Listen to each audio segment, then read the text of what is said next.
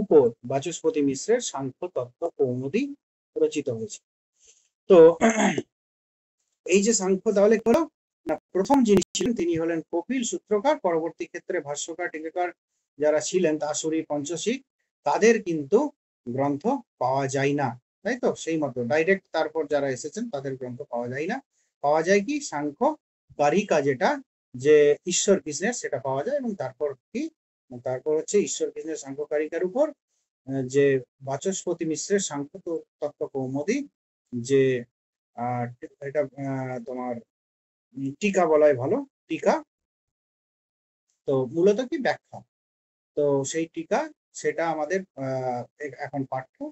আর এই যে সাংখ্য দর্শনের কিছু গুরুত্বপূর্ণ গ্রন্থ কি না, গৌড়পাদের সাংখ্যকারিকা ভাষ্য, বাচস্পতি মিশ্রের সাংখ্য তত্ত্ব কৌমুদী, বিজ্ঞান ভিক্ষুর সাংখ্য প্রবচন ভাষ্য, অনিরুদ্ধ ভট্টের সাংখ্য প্রদীপ। এরপর প্রশ্ন হলো যে তাহলে সাংখ্য যে আমরা বলছি, সেই সাংখ্য শব্দটির অর্থ কি, তাই তো? সাংখ্য শব্দটির বিভিন্ন অর্থ হয়ে থাকে। কি কি না, কেউ কেউ মনে করেন যে সংখ্যাচার্য নামক কোনো এক প্রাচীন দার্শনিক ছিলেন এবং তার থেকেই সাংখ্য শব্দটি এসেছে, এক নাম্বার।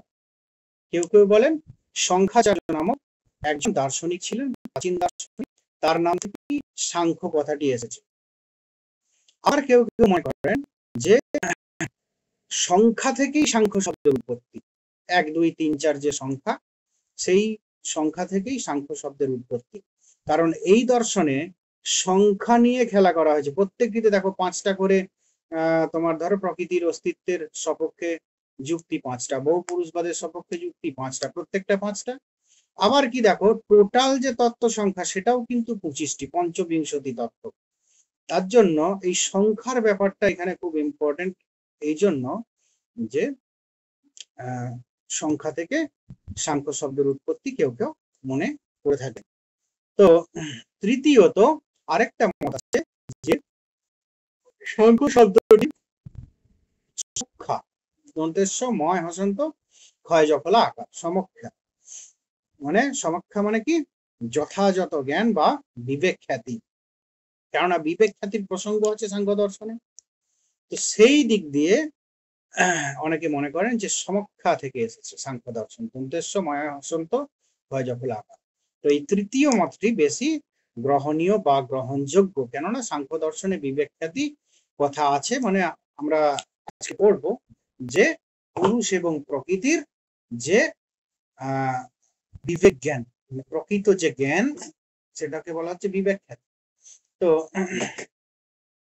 এখান থেকে তোমার সাংখ্য শব্দটা এসেছে, এটাই বেশি গ্রহণীয় বা গ্রহণযোগ্য। তারপর বেশি গ্রহণযোগ্য 2 নম্বরটা, 1 নম্বরটা এটা কোনো ঐতিহাসিক প্রমাণ পাওয়া যায় না একেবারেই, বলা হয়, প্রচলিত আছে লোকমুখে। এরপর দেখো সাংখ্য দর্শনের আলোচনা কি কি আছে না, আমাদের সৎকার্যবাদ, সৎকার্যবাদের বিভিন্ন রূপ, আরেকটা হচ্ছে প্রকৃতি তত্ত্ব আছে, গুণ তত্ত্ব আছে। আর প্রকৃতি এবং গুণের মধ্যে যে সম্বন্ধ সেটা একই সঙ্গে পড়ানো হয়ে যাবে। তারপরে আছে proof for the existence of প্রকৃতি, প্রকৃতির অস্তিত্বের সপক্ষে যুক্তি। তারপরে হচ্ছে যে সাংখ্যের পুরুষ তত্ত্ব, তারপর বহু পুরুষবাদ, তারপর থিওরি অফ এভলিউশন, যে আমাদের সৃষ্টি প্রক্রিয়া সাংখ্য মতে। আরেকটা কি, যে সাংখ্য মতে মুক্তি। সবগুলোই পরস্পরের সঙ্গে একে অপরের সঙ্গে জড়িত। তো যাই হোক, আমরা আস্তে আস্তে এগোই। এরপর আরেকটা কথা এখানে আলোচনা করতে হবে, যে সাংখ্য দর্শনের কার্যকারণ তত্ত্ব আলোচনা করার পূর্বে আমাদের একটা কথা, যে সাংখ্যটাকে, আমরা যে সাংখ্যের কথা বলছি সেটাকে বলা হয় নিরীশ্বর সাংখ্য, সেটা প্রচলিত মত। কিন্তু এই নিরীশ্বর সাংখ্য নিয়ে কিন্তু অনেক মতভেদ আছে। অনেক দার্শনিকই কিন্তু এই নিরীশ্বর সাংখ্যের কথাটা স্বীকার করেন না। যেহেতু তোমাদের এসএসসির বা এসএলএসটির এক্সাম, সেহেতু কিন্তু নিরীশ্বর সাংখ্যটাই ধরবে। তো আমাদের কিন্তু শেষর সাংখ্য, সেটাকে বলা হচ্ছে যোগকে, আর এই সাংখ্য দর্শনকে বলা হচ্ছে নিরীশ্বর সাংখ্য। তো কিন্তু সাংখ্যরা ঈশ্বর স্বীকার করেন না, হ্যাঁ, তো কেননা তারা ঈশ্বরের কোনো আলোচনা করেননি, কিন্তু ঈশ্বরের তারা বিরুদ্ধে, ঈশ্বরের বিপক্ষে তারা এরকম কোনো কথা সাংখ্যদের কথাও কিন্তু পাওয়া যায়নি, বা ঈশ্বর তারা স্বীকার করেন না, এই স্বীকার করেন না এরকম কোনো কথাও তাদের মতবাদে পাওয়া যায়নি। তারা মোটামুটি ভাবে ঈশ্বরের প্রসঙ্গটা এড়িয়ে গেছে, ঈশ্বরের আলোচনা কথাও নেই। আলোচনা নেই বলে এই নয়, ডাইরেক্টলি বলাও নেই যে আমরা ঈশ্বরের বিরোধিতা করি, আবার ঈশ্বরের বিরোধিতা প্রসঙ্গে কোনো তাদের যুক্তি বা এইসবও কিছু নেই। তো আবার ঈশ্বর যে স্বীকার করি সেই প্রসঙ্গেও তাদের কোনো কথা নেই। তাহলে তো সেই জন্য সাংখ্যরা যে ঈশ্বর সত্যিই স্বীকার করতেন না সে বিষয়েও কিন্তু যথার্থ তোমার আলোচনা বা যথার্থ রেফারেন্স পাওয়া যায় না। বিজ্ঞান ভিক্ষুর সাংখ্য, তোমার কি বলে ওটা, সাংখ্য সূত্র এবং সাংখ্য প্রবচন ভাষ্য, বিশেষ করে সাংখ্য প্রবচন ভাষ্য বিজ্ঞান ভিক্ষু, মনে রেখো যে ওখানে তিনি এই বিষয়ে আলোচনা করেছেন যে সাংখ্যদের নিরীশ্বর সাংখ্য কেন বলা হবে, তাই তো এই বিষয়ে আলোচনা করেছেন। কেননা তিনি ওখানে আলোচনা করেছেন যে সাংখ্যরা তো ঈশ্বরের বিষয়টাকে এড়িয়ে গেছেন, ঈশ্বর সম্পর্কে কিছু কথা বলেননি, তা বলে মানে এই জন্য সাংখ্যকে নিরীশ্বরবাদী বলে দেওয়া হবে এটাও কিন্তু ঠিক না। যাই হোক, এরপর আমার যেটা আলোচ্য বিষয় যে কার্যকারণ তোমার সম্পর্ক বা কার্যকারণবাদ ভারতীয় দর্শনে, এটা কিন্তু একটা ইম্পর্টেন্ট, খুবই ইম্পর্টেন্ট যে কার্য, বলো।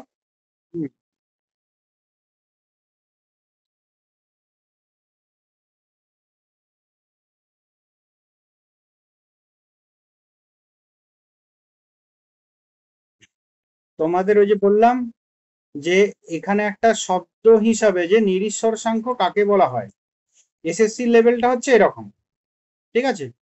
নিরীশ্বর সাংখ্য কাকে বলা হয় সেটা হচ্ছে সাংখ্য দর্শন। শেষর সাংখ্য কাকে বলা হয়, যোগ দর্শন। তোমাদেরকে এই পর্যন্তই নিতে হবে, কিন্তু আমি আলোচনা আছে সেটা আলোকপাত করলাম, তোমাদের পরবর্তী ক্ষেত্রে কাজে লাগতে পারে, তোমরা অন্য কিছু করতে পারো।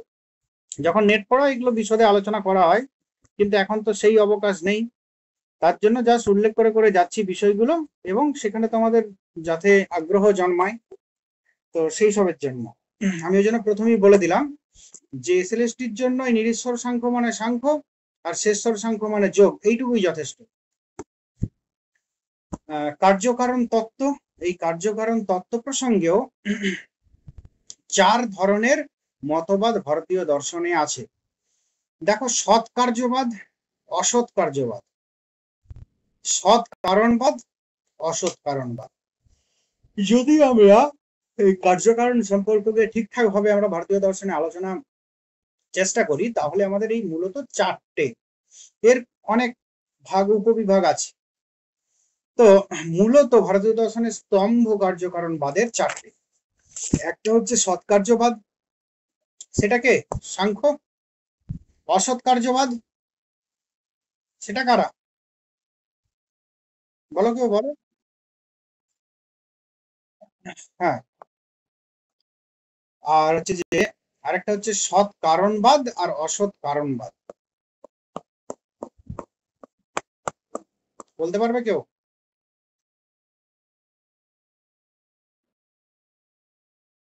আর সৎ কারণবাদ, সৎ কারণবাদ,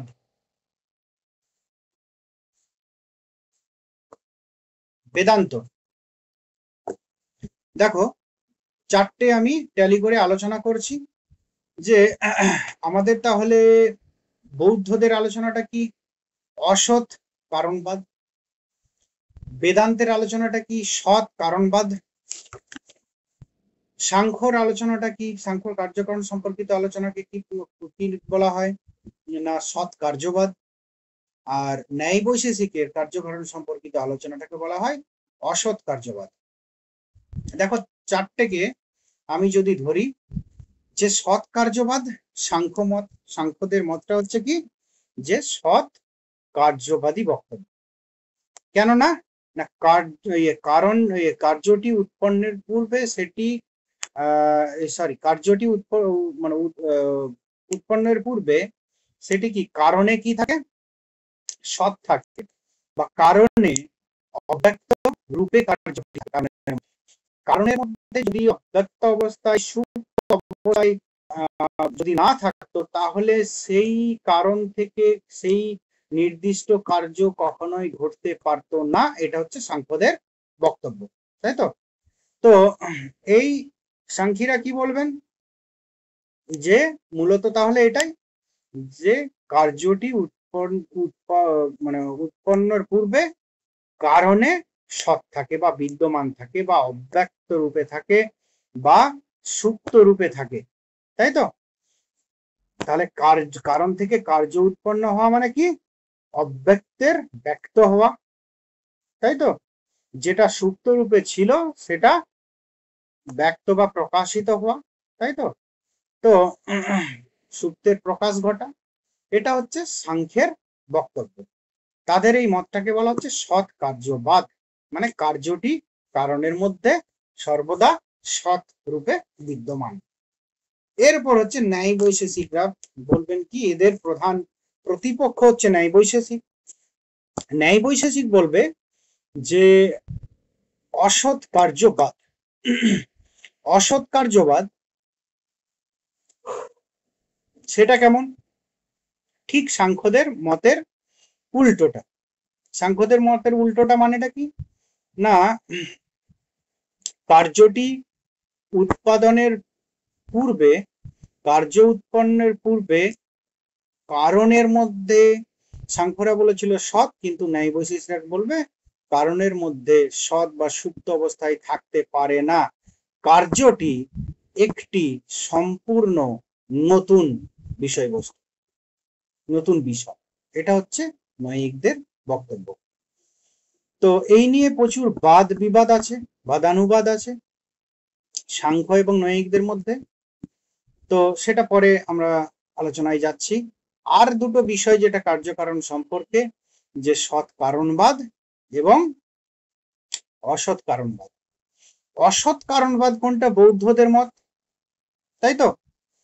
তো অসৎ বৌদ্ধদের মতে কি, বৌদ্ধদের মতে দেখো, বৌদ্ধদের যে মূল মত তার সঙ্গে যদি সেটা যদি মনে করো তাহলেই অসৎ কারণবাদ এটা কিন্তু বুঝতে পারবে। যে আর সৎ কারণবাদ যদি বেদান্তের মতটা মনে করো তাহলেই। বৌদ্ধদের মতে কিন্তু যে পার্মানেন্ট বলে কিছু নেই, তাই তো। যে তাদের মতে কোনো কিছুই পার্মানেন্ট নয়, কোনো কিছুই স্থায়ী নয়, চিরস্থায়ী নয়, সকল কিছুই তাদের মতে কিন্তু ক্ষণিক। বিভিন্ন বৌদ্ধরা বিভিন্ন ভাবেই ক্ষণিকত্বটাকে স্বীকার করেছেন, ঠিক কথায়, কিন্তু এই যে কোনো কিছুই পার্মানেন্ট নয়, সকল কিছুই ক্ষণিক, এটা সবাই স্বীকার করেছে। তো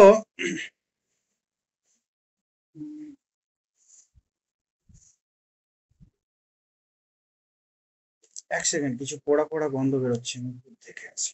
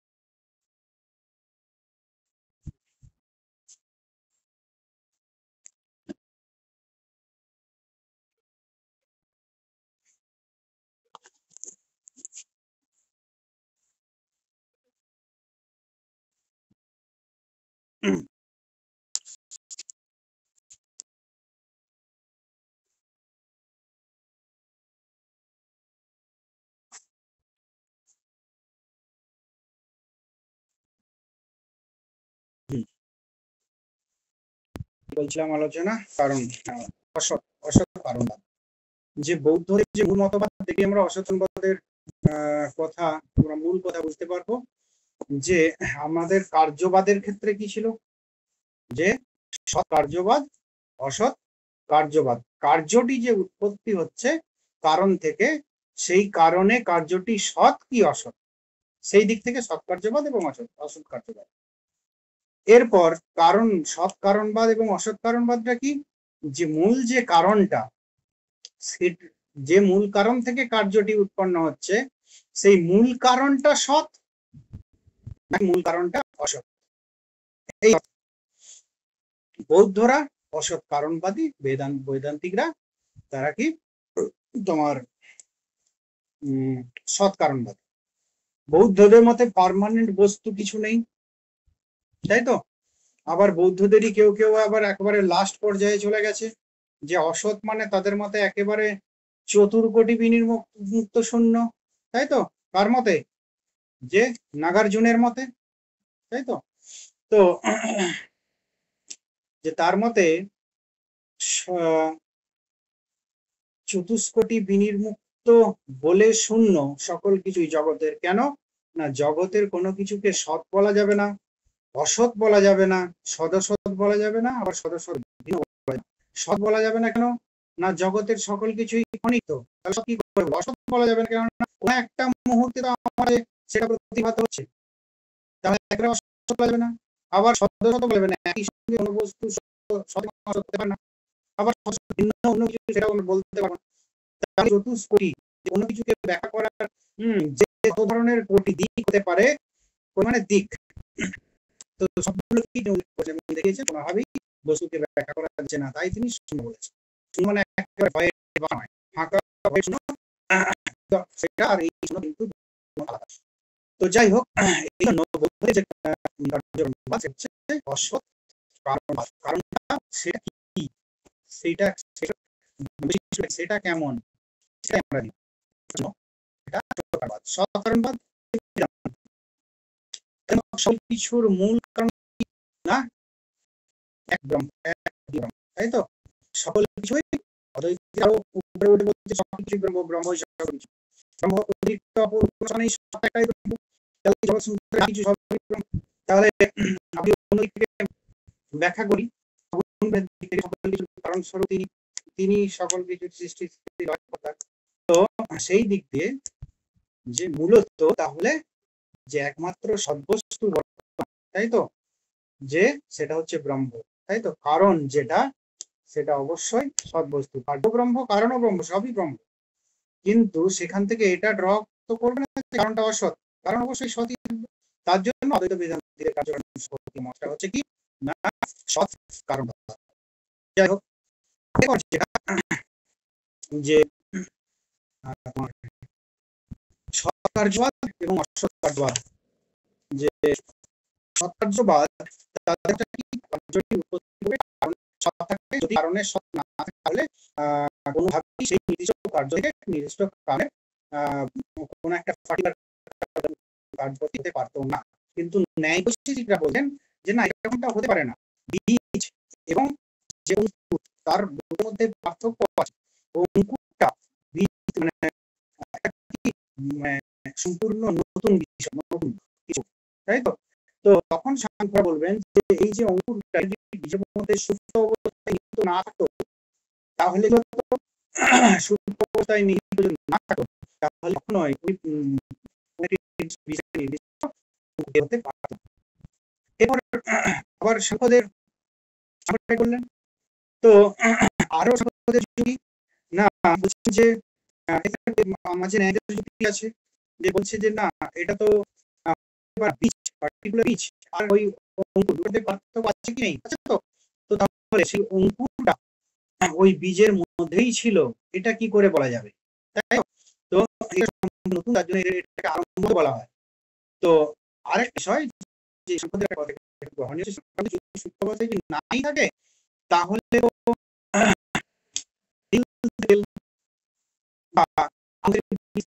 এরকম কিন্তু সেটা তো হয় না, করলেই তেল। তো এই সকল যুক্তি আছে এবং প্রতিষ্ঠা করার চেষ্টা করছেন বেশি গ্রহণীয়, কম নয়। তো যাই হোক, সাংখ্যদের যে মূল যে যুক্তি সাংখ্যবাদের, সেটা হচ্ছে কি পাঁচটা, হচ্ছে কি অসৎ করণাৎ, অসৎ অকরণাৎ, উপাদান গ্রহণাৎ, সম্ভবাৎ, সপ্তস্য সপ্তস্য করণাৎ, আর কারণ ভাবাৎ, পুরোটা হচ্ছে কি?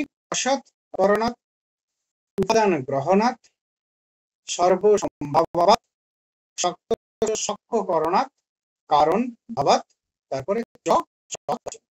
এই বৈশিষ্ট্যগুলো সম্পূর্ণ হলে বৈশিষ্ট্য সম্পূর্ণ থাকে, সেটি হলো সৎকার্যবাদ। তো অসৎ করণাৎ, অসৎ করণাৎ, যে অসৎ কোন বলো কি বলবে?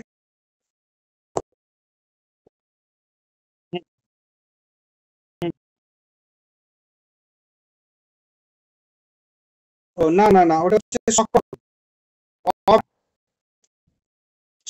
কারিকা, এটা কত হবে?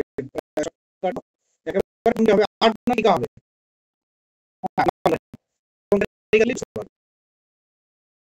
না না না না, তো যেটা বলছিলাম যে অসৎ অকরণাৎ, অসৎ অকরণাৎ এই মানেটা থেকে কি বোঝা যাচ্ছে? অসৎ কার্য অসম্ভব, অসতের দ্বারা কার্য সাধন সম্ভব নয়, সতের দ্বারাই কার্য সাধন সম্ভব।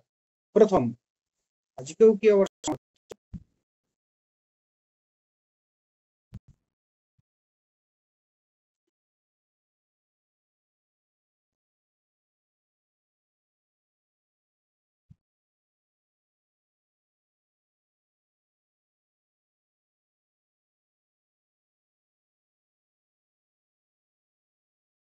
কথা শুনতে পাচ্ছ?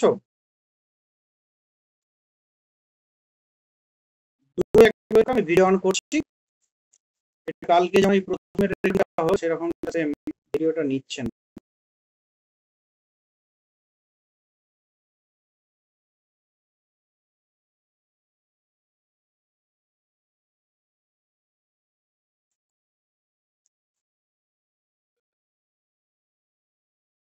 আচ্ছা, 1 মিনিট দেখি কি হয়। তো তাহলে অসৎ অকরণাৎ মানে অসৎ অকরণাৎ, অকরণ, তাই তো? তো অসতের দ্বারা কার্য সম্ভব নয়। তো একটা উদাহরণ যদি দেওয়া যায়, যে আকাশ কুসুম বন্ধাপুত্র, এগুলো কি? এগুলো আমরা কি অসৎ বলি? তো যে এগুলো বাস্তবে অস্তিত্বশীল পদার্থ নয়, এগুলো অসৎ পদার্থ। তো এগুলোর দ্বারা, এগুলো কল্পিত বস্তু, তো এগুলোর দ্বারা কি, এগুলো বাস্তবে যেহেতু সম্ভব নয়, এগুলো আলাগাথাও সম্ভব নয়, এগুলোর কোনো পাওয়ার ভ্যাস তৈরি করাও সম্ভব। তো তাহলে এই যুক্তিটা কিভাবে হয়েছে না, ধরো একেবারেই না থাকে, একেবারেই যে অসৎ হয় আকাশ কুসুম বন্ধাপুত্রের মতো, তাহলে সৃষ্টি কখনোই সম্ভব হবে না। এটা প্রথম সৎকার্যবাদের পক্ষে যুক্তি। দ্বিতীয় যেটা, উপাদান গ্রহণাৎ, উপাদান ব্যতিরেকে কার্য অসম্ভব, এটাকে ভেঙে দেওয়াও যেতে পারে, উপাদান অগ্রহণাৎ, উপাদান ব্যতিরেকে কার্য অসম্ভব। প্রত্যেকটি কার্যের একটি উপাদান থাকে, তাই তো? তো যেমন ধরো একটা ঘর তৈরি করবো, তার জন্য উপাদানটা কি? মৃত্তিকা, তাই তো? প্রত্যেকটি কার্যের ক্ষেত্রে একটি উপাদান দরকার। আমরা স্বর্ণের গয়না তৈরি করবো, তাহলে স্বর্ণ সেটা হচ্ছে উপাদান। সর্বসম্ভব অভাব মানে সর্বসম্ভব, বাইরে ভেঙে দিলেই সব থেকে ভালো, সর্বসম্ভব অভাব, তাহলে অসৎ অকরণাৎ, উপাদান অগ্রহণাৎ, একসাথে হলে উপাদান গ্রহণাৎ। তো সর্বসম্ভব অভাবাৎ, যে সকল কারণ থেকে সকল কার্য কিন্তু হয় না, মানে অর্থাৎ কি, যে কোনো কারণ থেকে যে কোনো কার্য কিন্তু হয় না। তিল থেকে কিন্তু তেল হয়, তাই তো? বালি থেকে কিন্তু তেল হয় না। আবার ধরো মৃত্তিকা থেকে কিন্তু ঘট হয়, তন্তু থেকেই ঘট, বোঝা গেল? নির্দিষ্ট কারণ থেকে নির্দিষ্ট কার্যের উৎপত্তি, তাই তো? এটা তাহলে সকল কার্য থেকে, সকল থেকে কার্যের উৎপত্তি, বা যে কোনো কারণ থেকে কোনো কার্যের উৎপত্তি, এটা কিন্তু হয় না। যে নির্দিষ্ট কারণ থেকে কিন্তু নির্দিষ্ট কার্যের উৎপত্তি হয়। শক্তস্য, যে কার্য উৎপন্নের শক্তি বিশেষ কারণেই থাকে, কার্য উৎপন্নের শক্তি বিশেষ কারণেই বর্তমান থাকে। সক্ষ পদার্থের উৎপত্তি হয়, তাই তো? যদি যে তিলের মধ্যে তেল উৎপাদনের কিন্তু পাথরের মধ্যে নেই, তাহলে যদি সেটা যে সপ্তস্য সক্ষ করণাৎ কার্য উৎপন্নের শক্তি বিশেষ কারণেই থাকে, যেটা যে কোনো কার্য উৎপন্ন করার জন্য যে কারণের উপযুক্ত শক্তি থাকে, এটা কি কেবল কারণ থেকেই তা উৎপন্ন হয়। যে উৎপন্নের জন্য কারণের মধ্যে একটা শক্তি হয়, তাই তো সেই শক্তিটা সেই বিশেষ বিশেষ কারণের মধ্যেই বর্তমান থাকে। তেল উৎপাদনের ক্ষমতা তেলের মধ্যেই থাকে, ঘট উৎপাদনের ক্ষমতা মৃত্তিকার মধ্যে থাকে, গহনা উৎপাদনের ক্ষমতা স্বর্ণের মধ্যে থাকে। মৃত্তিকা কি বলে, মৃত্তিকা বলছি, যদি ধরো বলো তুলো বা মৃত্তিকা যদি বলতে পারো, সেটাকে কিন্তু সেই বহুমূল্য গহনা কিন্তু আর বলা যাবে না, সাজানোর হতে পারে। তো যাই হোক, এই প্রত্যেকটি যে অসৎ করণাৎ বা অসৎ অকরণাৎ উপাদান অগ্রহণাৎ সর্বসম্ভব অভাবাৎ শক্তস্য সক্ষ করণাৎ, এই 4 নাম্বার। এরপর যেটা লাস্ট কারণ ভাবাচ্চ, কারণ ভাবাত, এটা ইম্পর্টেন্ট। কারণ ভাবাত, যে কার্য কারণের ব্যক্ত রূপ মাত্র, যে কার্যটি কারণের ব্যক্ত বা প্রকাশিত রূপ মাত্র, তাই তো? তো এটা হচ্ছে সাংখ্যর যে সৎকার্যবাদের পক্ষে যুক্তি, সেটা কিন্তু মূল এই 5 নম্বরটা, যে এই যে তোমার কার্যটি আসলে কারণের মধ্যেই সুপ্ত বা ব্যক্ত রূপে বর্তমান থাকে। তো তাহলে এই কটা যুক্তি, অসৎ অকরণাৎ উপাদান গ্রহণ সর্বসম্ভবাৎ আর একটা সক্তস্য সক্ষ্যকরণ, কারণ হচ্ছে সৎকার্যবাদ বলা হয়, বৈশিষ্ট্যগুলো থাকে। এরপর হচ্ছে দুটো বিষয় দেখি একবার, যে পরিণামবাদ এবং পরিণামবাদ এবং বিবর্তবাদ। দেখো, দুটোই কিন্তু সৎকার্যবাদ বাদেরই, দুটোই কিন্তু সৎকার্যবাদ, কিন্তু দুটো বিভাগ, এক পরিণামবাদ, একটা বিবর্তবাদ। পরিণামবাদ এবং বিবর্তবাদের মধ্যে সূক্ষ্ম পার্থক্য। পরিণামবাদী কারা না, যে কোনো দ্বৈত বেদান্তীরা, আর বিবর্তবাদী কারা, অদ্বৈত বেদান্তীরা। তো এখানে পরিণামবাদ অনুসারে কি বলা হয়, যে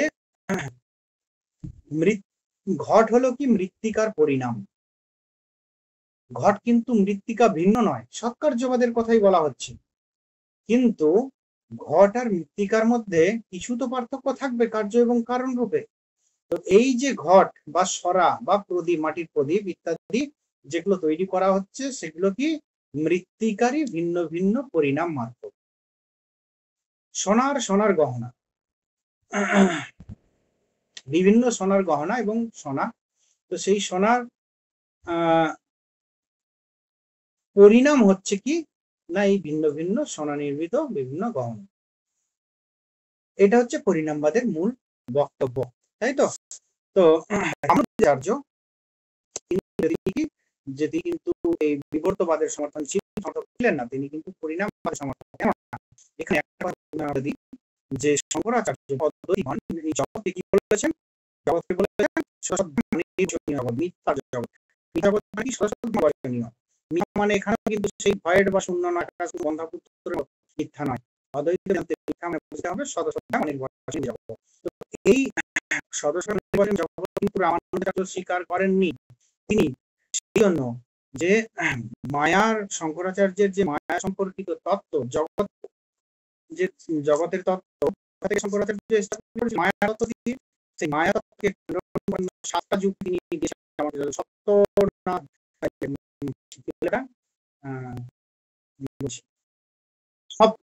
অনুপপত্তি, সপ্তধানুপপত্তি, সপ্তধানুপপত্তি, তাই তো? তো এই সপ্তধানুপপত্তি সাতটা উপপত্তি বা সাতটা যুক্তি দিয়েছিলেন, যুক্তির মাধ্যমে দেখেছেন মায়াটাই পরম্পরা মানে ঠিক মানে নয়, মায়ের না। তো এটা দিয়েছিলেন এবং তিনি কিন্তু বলেছিলেন যে কি তার মূল মতটা একটু বলে দিই, যে এই জগৎ, এখানে আরো কিছু প্রসঙ্গ চলে আসে, বলে দিই যে এই জগৎটা কি আর এই জীব, তাহলে জীব এবং জগৎ তিনি কি বলছে সকল কিছু ব্রহ্ম অতিরিক্ত বা ব্রহ্মচারিত অপর কোনো সত্তা না, সেটাও কিন্তু রামানুজাচার্য কিন্তু সেটা শিখাচ্ছেন।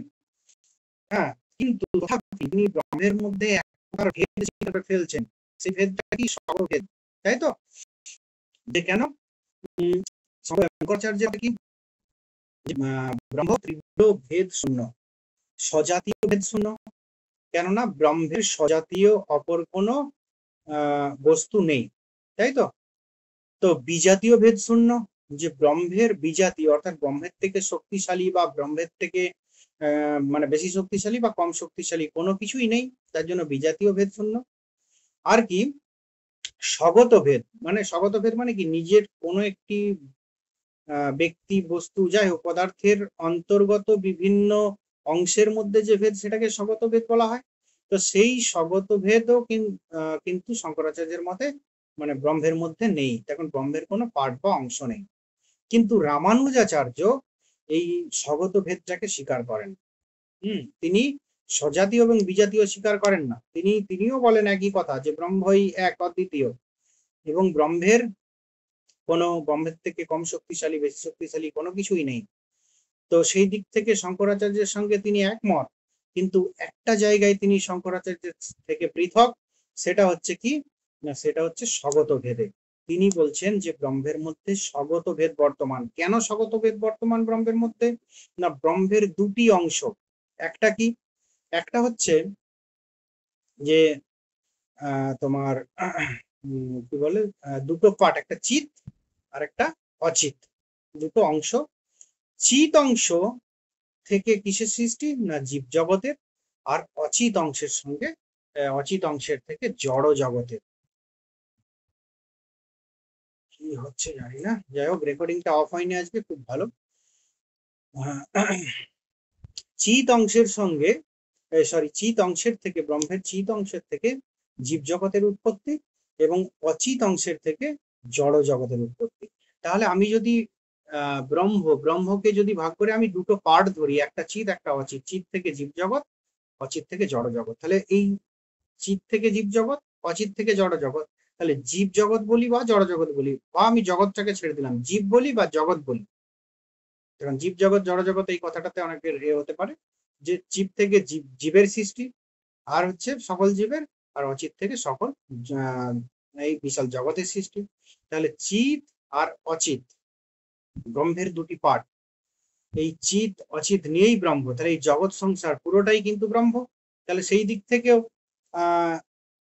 শঙ্করাচার্যের সঙ্গে পার্থক্য হলো না, কিন্তু একটা জায়গায় পার্থক্য হলো তার নিজের মধ্যে পার্ট চিত অচিত, যে তার এই জীব, যত জীব আছে চিত অংশের থেকে, যত জগৎ মানে এই বিশাল জগৎ পুরোটা অচিত অংশ, তাহলে তার মধ্যে নিজের মধ্যেই তার পার্ট হয়ে গেল, নিজের অঙ্গ হয়ে গেল, তখন কি স্বগত ভেদ অবশ্যই রামানুজাচার্যকে মানতে বাধ্য, তাহলে তিনি মেনেছেন।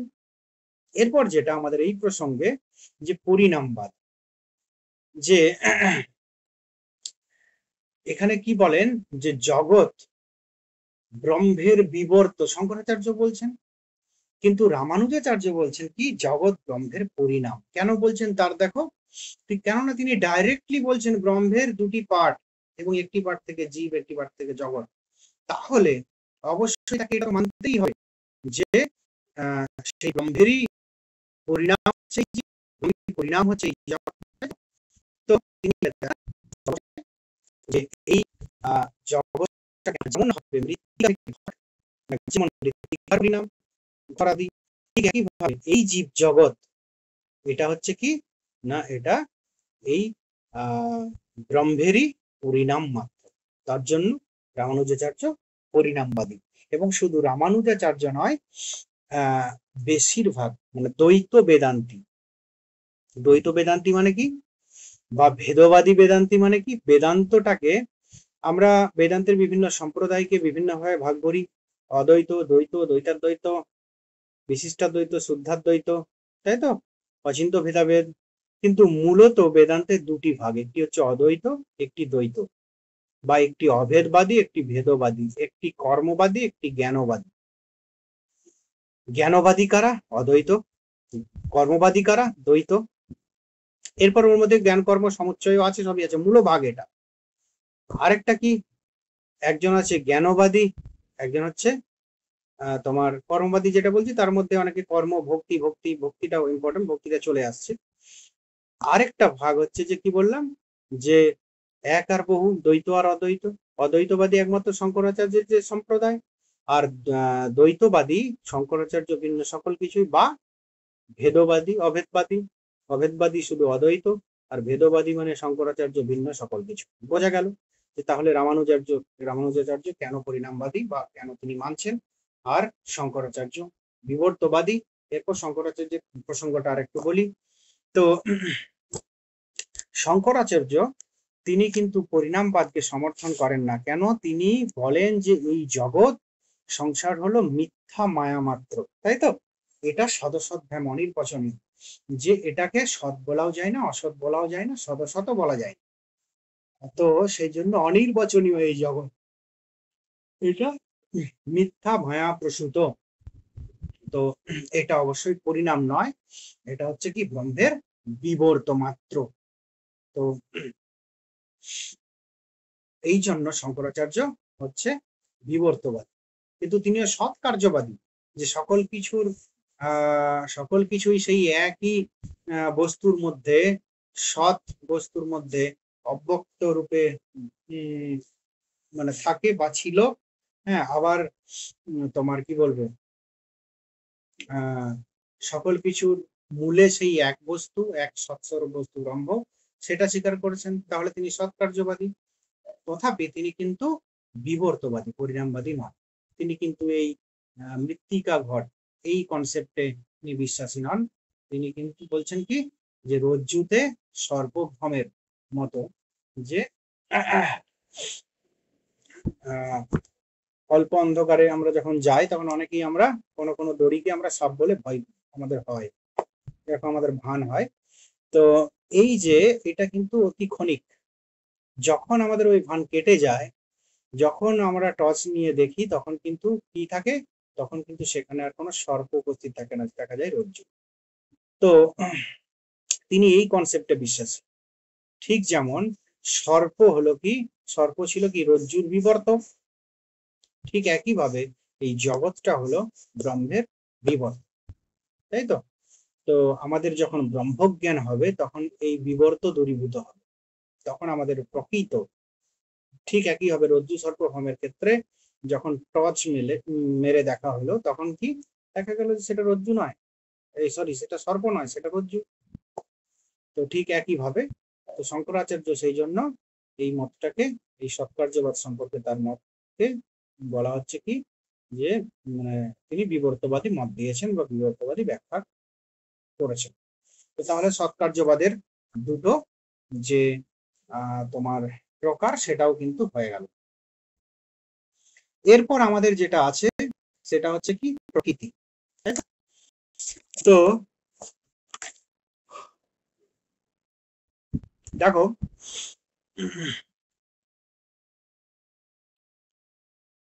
প্রকৃতি, পুরুষ এবং তাদের যে কি বলবো, একে অপরের প্রতিফলন, বা একে অপরের ধর্ম উন্নতে পড়ার ফলে যে আমাদের সৃষ্টি প্রক্রিয়া, সেটা আমরা আলোচনা করব। তার আগে পুরুষ আর প্রকৃতি সম্পর্কে সংক্ষেপে একটু আলোচনা করে দিই, তাহলে একটু সুবিধাই হবে। যে তাহলে সাংখ্যের যে গুরুত্বপূর্ণ যে তত্ত্ব, প্রকৃতি পরিণামবাদ, তারা কি প্রকৃতি পরিণামবাদী।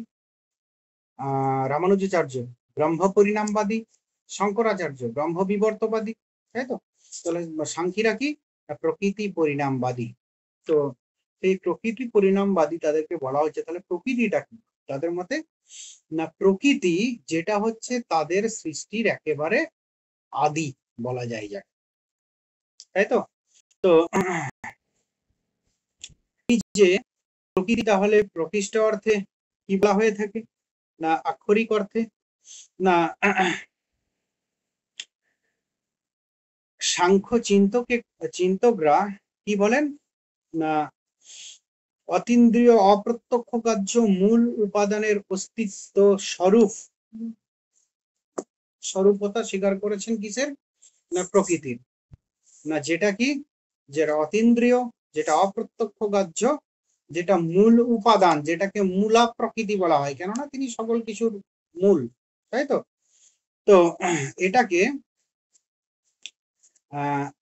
যে আমাদের স্পিনোজার যে দর্শন, স্পিনোজার দর্শনে আমরা প্রকৃতির কথা পেয়েছি, তাই তো। সেই প্রকৃতি, সেটা কিন্তু, বা ইংরেজিতে যে নেচার কথাটা বলা হয়ে থাকে, সেই অর্থে কিন্তু এই প্রকৃতি নয়। এটা কিন্তু কি অর্থে, না এই প্রকৃতিরও এইটাও কিন্তু দেখা যায় না, এটাও আমাদের প্রত্যক্ষ গ্রাহ্য নয়, ইন্দ্রিয় গ্রাহ্য নয়, তার জন্য এই প্রকৃতিও কিন্তু অতীন্দ্রিয় এবং অপ্রত্যক্ষ গ্রাহ্য, যে মূল, তাই তো। এই জগতের, এই সৃষ্টির সকল কিছুর মূল যেটা, সেটাকে বলা হচ্ছে তোমার প্রকৃতি, বা যেটাকে বলা হচ্ছে মূলা প্রকৃতি, বা যেটাকে বলা হচ্ছে মূল উপাদান, তাই তো। তো এরপর প্রকৃতির সংজ্ঞা কিছু হতে পারে, না প্রকৃতির সংজ্ঞা অবশ্যই হতে পারে। বলা হচ্ছে প্রকরতি ইতি প্রকৃতি, প্রকরতি, প্রকরতি ইতি প্রকৃতি। এই সূত্র অনুসারে কি ব্যাখ্যা হচ্ছে, না প্রকৃষ্ট হবে রূপান্তরিত হয় যা, তা হচ্ছে প্রকৃতি। প্রকরতি ইতি প্রকৃতি, অর্থাৎ যা প্রকৃষ্ট রূপে বা প্রকৃষ্ট ভাবে রূপান্তরিত হয়, সেটা হচ্ছে প্রকৃতি। প্রকৃষ্ট হবে রূপান্তরিত হয় মানে, আমরা যদি সাংখ্যের যেই পঞ্চবিংশতি তত্ত্ব যদি আমরা দেখি, তাহলে দেখতে পাবো কি, প্রকৃতি, তারপরে কি মহৎ বা বুদ্ধি, তারপরে কি অহংকার, অহংকারের পর কি পঞ্চ কি বলে তন্মাত্র, তারপরে হচ্ছে মন, তারপরে হচ্ছে তোমার পঞ্চ জ্ঞানেন্দ্রিয়, তারপর হচ্ছে পঞ্চ তোমার কর্মেন্দ্রিয়, হ্যাঁ, তারপরে হচ্ছে যে কি তোমার পঞ্চভূত। এই হচ্ছে আমাদের পঞ্চবিংশতি তত্ত্ব। যদি আমরা উপর থেকে নামি, তাহলে কি, কার থেকে, প্রকৃতির থেকে কি হয়, না রূপান্তরিত হয়, তাই তো। একটার পর একটা রূপান্তরিত হতে হতে হতে হতে এই জগৎ সংসারের উৎপত্তি। তার জন্য বলা হচ্ছে প্রকৃতি ইতি প্রকৃতি, যার থেকে প্রকৃষ্ট হবে রূপান্তরিত হয়, বা যা প্রকৃষ্ট হবে রূপান্তরিত হয়, সেটা হচ্ছে প্রকৃতি। তো যাই হোক, এই প্রকৃতি সম্পর্কে আমরা যে আমাদের যে সৃষ্টি তত্ত্ব, সেখানে আমরা আরেকটু বলবো। এরপর আমরা কিছু বিষয়, যেহেতু প্রকৃতির কিছু বৈশিষ্ট্য আমরা আলোচনা করব, সেই প্রসঙ্গে, যে প্রকৃতি কিন্তু এক, প্রকৃতি কিন্তু বহু নয়, প্রকৃতি জড়াত্মক তবুও কিন্তু এক, চৈতন্যযুক্ত নয়, চৈতন্যটা পুরুষের থাকে, তথাপি প্রকৃতি কিন্তু এক, জড়াত্মক হলেও এক, নির্বিশেষ, সবিশেষ নয়, নিরবয়ব, নিত্য, অজ, অবিনাশী, অহেতুক বা অলিঙ্গ, কারণের কারণ নয়, অব্যক্ত, মানে তিনি হচ্ছেন মূল কারণ, অব্যক্ত, এবং তিনি প্রধান, প্রধান কারণ বা প্রধান, এই কারণ থেকেই সকল কিছু সৃষ্টি শুরু হয়, তার জন্য তিনি প্রধানও তাকে বলা হয়, বিভুও বলা হয়, বা সর্বব্যাপী তিনি, আর কি ত্রিগুণাত্মক, ত্রিগুণের সাম্যাবস্থা, এটা মনে রাখতে হবে। প্রকৃতি, এটা গুণ পড়াতে গিয়েও বলবো যে প্রকৃতি কিন্তু ত্রিগুণের সাম্যাবস্থা স্বরূপ। এই প্রধান যে মূলা প্রকৃতি বা প্রধান রূপ প্রকৃতি, এটা কিন্তু সাম্যাবস্থা রূপ প্রকৃতি, আর প্রকৃতির নিচ থেকে মহৎ বা বুদ্ধি থেকে শুরু করে সকল কিছু, এটা কিন্তু বৈষম্যাবস্থার প্রকৃতি, বৈষম্যাবস্থারূপ প্রকৃতি, বা কার্যরূপ প্রকৃতি, বা অপ্রধান, প্রধান নয়, তাই তো। তো এগুলো বিভিন্ন ভাবে আমরা ভাগ করব, দেখাবো। এখানে যেটা, যে প্রকৃতির অস্তিত্বের সপক্ষে কিছু প্রমাণ আছে, যে ভেদানাং পরিমাণাৎ সমন্বয়াৎ শক্তিত প্রবৃত্তেশ্চ কারণ কার্য বিভাগাৎ অবিভাগাৎ বৈশ্বরূপস্য। তো এই যে পাঁচটা, এখানেও কিন্তু পাঁচটা, এখানে ভেদানাং পরিমাণাৎ, যে আমাদের পরিমাণের দিক থেকে ভেদ বর্তমান, তাই তো জগতের বিভিন্ন ভেদ আছে, মহৎ, তারপরে অহংকার, তারপর তন্মাত্র, পঞ্চভূত প্রভৃতি, তো সবই পরিমিত ও ভিন্ন স্বভাবের। তো এগুলি কি পরনির্ভর, যেগুলো নিচে আছে সেগুলো সবই পরনির্ভর, কিন্তু এই পরনির্ভর হতে তো একেবারে লাস্ট একটা জায়গায় আমরা কি একটা জায়গায় আমরা পৌঁছাবো, যেটা কিন্তু আর অপর কিছুর উপর নির্ভরশীল নয়, সেটা হচ্ছে কি বোঝা গেল। তো সমন্বয়াৎ, একই বৈশিষ্ট্য সেই সৎকার্যবাদের মতোই, যে জগতের বিভিন্ন কি আছে, জগতের বৈচিত্র্য, পূর্ণ জগৎ, বিচিত্র জগতে আছে, সবকিছুই কিন্তু ত্রিগুণাত্মক, তিন গুণ যুক্ত, মানে সত্য রজ তমযুক্ত, তাই তো আমরা একটু আগেই বললাম যে মূলা প্রকৃতি সেটা কি সত্য রজ তমযুক্ত, আর অন্যান্য মূলা প্রকৃতি থেকে যা কিছু নির্গত হয়েছে সকল কিছুই সত্য রজ তমযুক্ত। দুটোর মধ্যে পার্থক্য হলো একটাই, যে একটা হচ্ছে সাম্যাবস্থারূপ প্রকৃতি যেটা মূলা প্রকৃতি, আর একটা হচ্ছে বৈষম্য বস্তারূপ প্রকৃতি। তো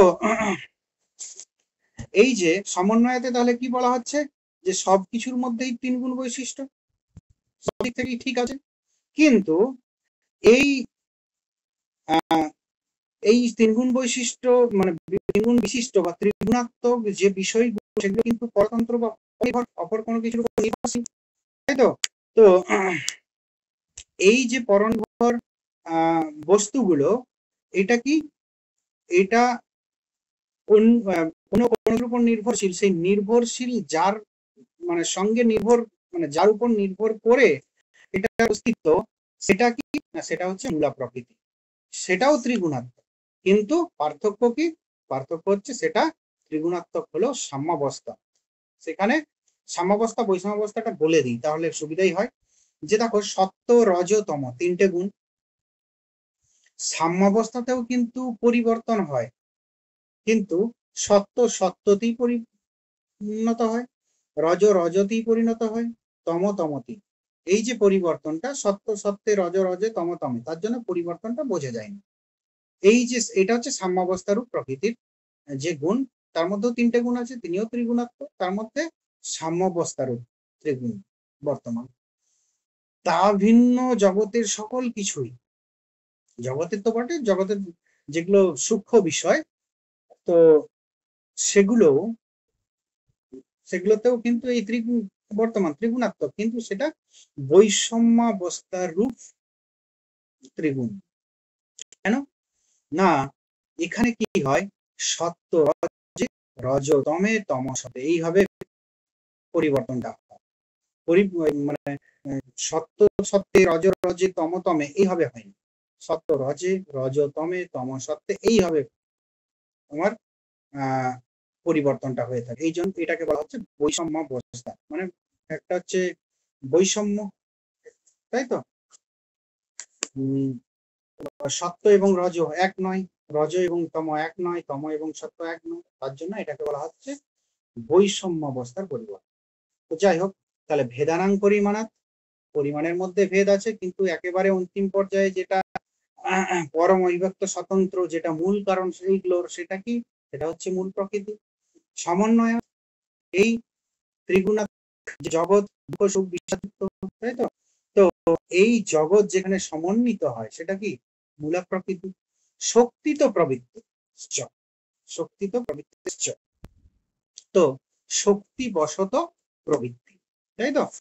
তো সাংখ্য দর্শন মতে কার্য উৎপত্তির পূর্বেই কারণে অব্যক্ত রূপে অস্তিত্ববান, তাই তো। এটা সাংখ্য দর্শনে আমরা কি প্রকৃতি পরিণামবাদী আমরা এটাও দেখলাম, এবং এটাও দেখলাম যে এটা সৎকার্যবাদী, অর্থাৎ কি কার্য উৎপত্তির পূর্বে কারণে অস্তিত্ববান।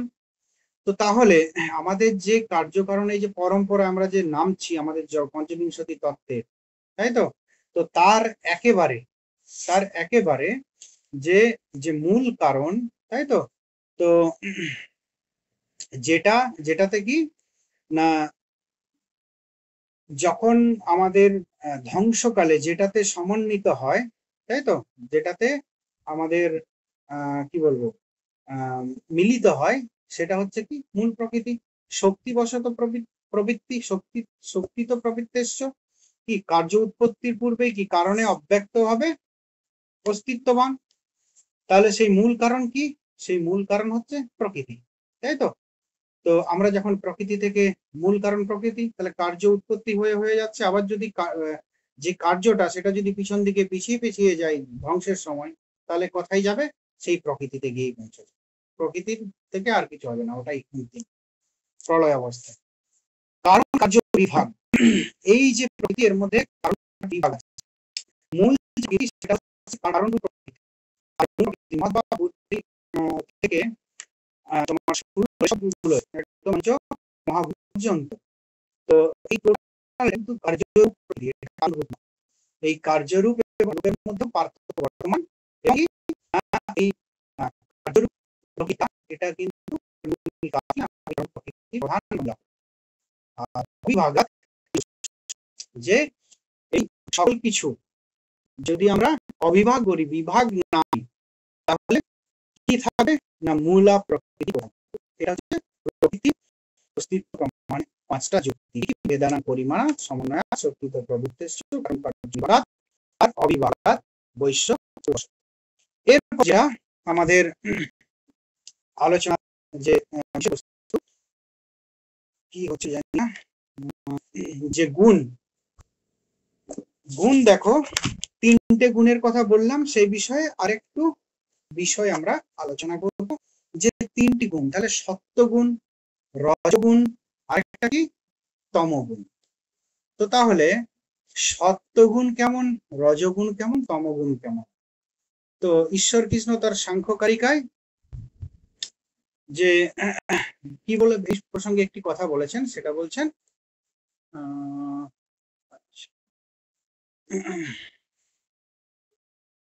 প্রকাশ প্রবৃত্তি নিয়মার্থা, অর্থাৎ কি সত্যের কাজ প্রকাশ, রজের কাজ প্রবৃত্তি এবং তমের কাজ হলো নিরোধ বা অবরোধ। তো সত্য, রজ, তমসা, প্রকাশ প্রবৃত্তি নিয়মার্থ। তো এই সত্য, রজ এবং তমের পরপরের কাজ কি? সত্যের কাজ হচ্ছে প্রকাশ, রজের কাজ হচ্ছে প্রবৃত্তি এবং তমের কাজ হচ্ছে কি অবরোধ করা, আবরিত করা। সত্য কি প্রকাশিত করা, যে কোনো লাইট, কাঁচ যার মধ্যে সত্য বেশি সে সত্য, এগুলো প্রকাশ করে। আর রজ কি রঞ্জক, লাল রং, তো চঞ্চল। রজর কাজ হচ্ছে প্রবৃত্তি, কর্মে উৎসাহ, কর্মে প্রবৃত্তি। তম কাজ হচ্ছে নিরোধ বা অবরোধ, যে আবরিত করা, যে তমগুণ সবসময় ঢাকা দিয়ে দেওয়া, আবরিত করা, এটা তমগুণের বৈশিষ্ট্য। এরপর হচ্ছে যে এগুলোকে যদি আরেকটু বিশিষ্ট করে আমরা বলতে চাই, তাহলে কি হবে না সত্যং লঘু প্রকাশকম। যে সত্য হচ্ছে কি, যে সত্য ঠিক নয়, সত্য, আমার উচ্চারণে ভুল হচ্ছে, সত্য হচ্ছে কি লঘু মানে কি হালকা, প্রকাশকম প্রকাশ স্বভাব মানে যেটা সুখ উৎপাদক, জ্ঞানপ্রদক, যেটা প্রকাশ করে, তমের উল্টোটা। রজ কি, যে উপস্তম্ভকম চঞ্চলং চ রজ, যে রজ গতিশীল, চঞ্চলতা ও ক্রিয়ার্য। গুরু বরণকমেব তম, যে গুরু মানে ভারী, গুরু আবরণকমেব, বরণকমেব হবে না, গুরু আবরণকমেব তম, মানে গুরু এবং আবরণ সহ হবে। তমটা কেমন? গুরু এবং আবরণ সহ, যে ভারী এবং যেটা অবরুদ্ধকারী, যেটা মোহপ্রদ, যেটা হচ্ছে ঢেকে দেয়, অবরুদ্ধ করে দেয়, সেটা হচ্ছে তম। তো সত্যং লঘু প্রকাশকম, সেটা হচ্ছে কি সত্যটা কি লঘু এবং প্রকাশ স্বভাব। উপস্তম্ভকম চঞ্চল, যেটা চঞ্চল, যেটা গতিশীল, যেটা ক্রিয়ার্য, সেটা হচ্ছে রজ।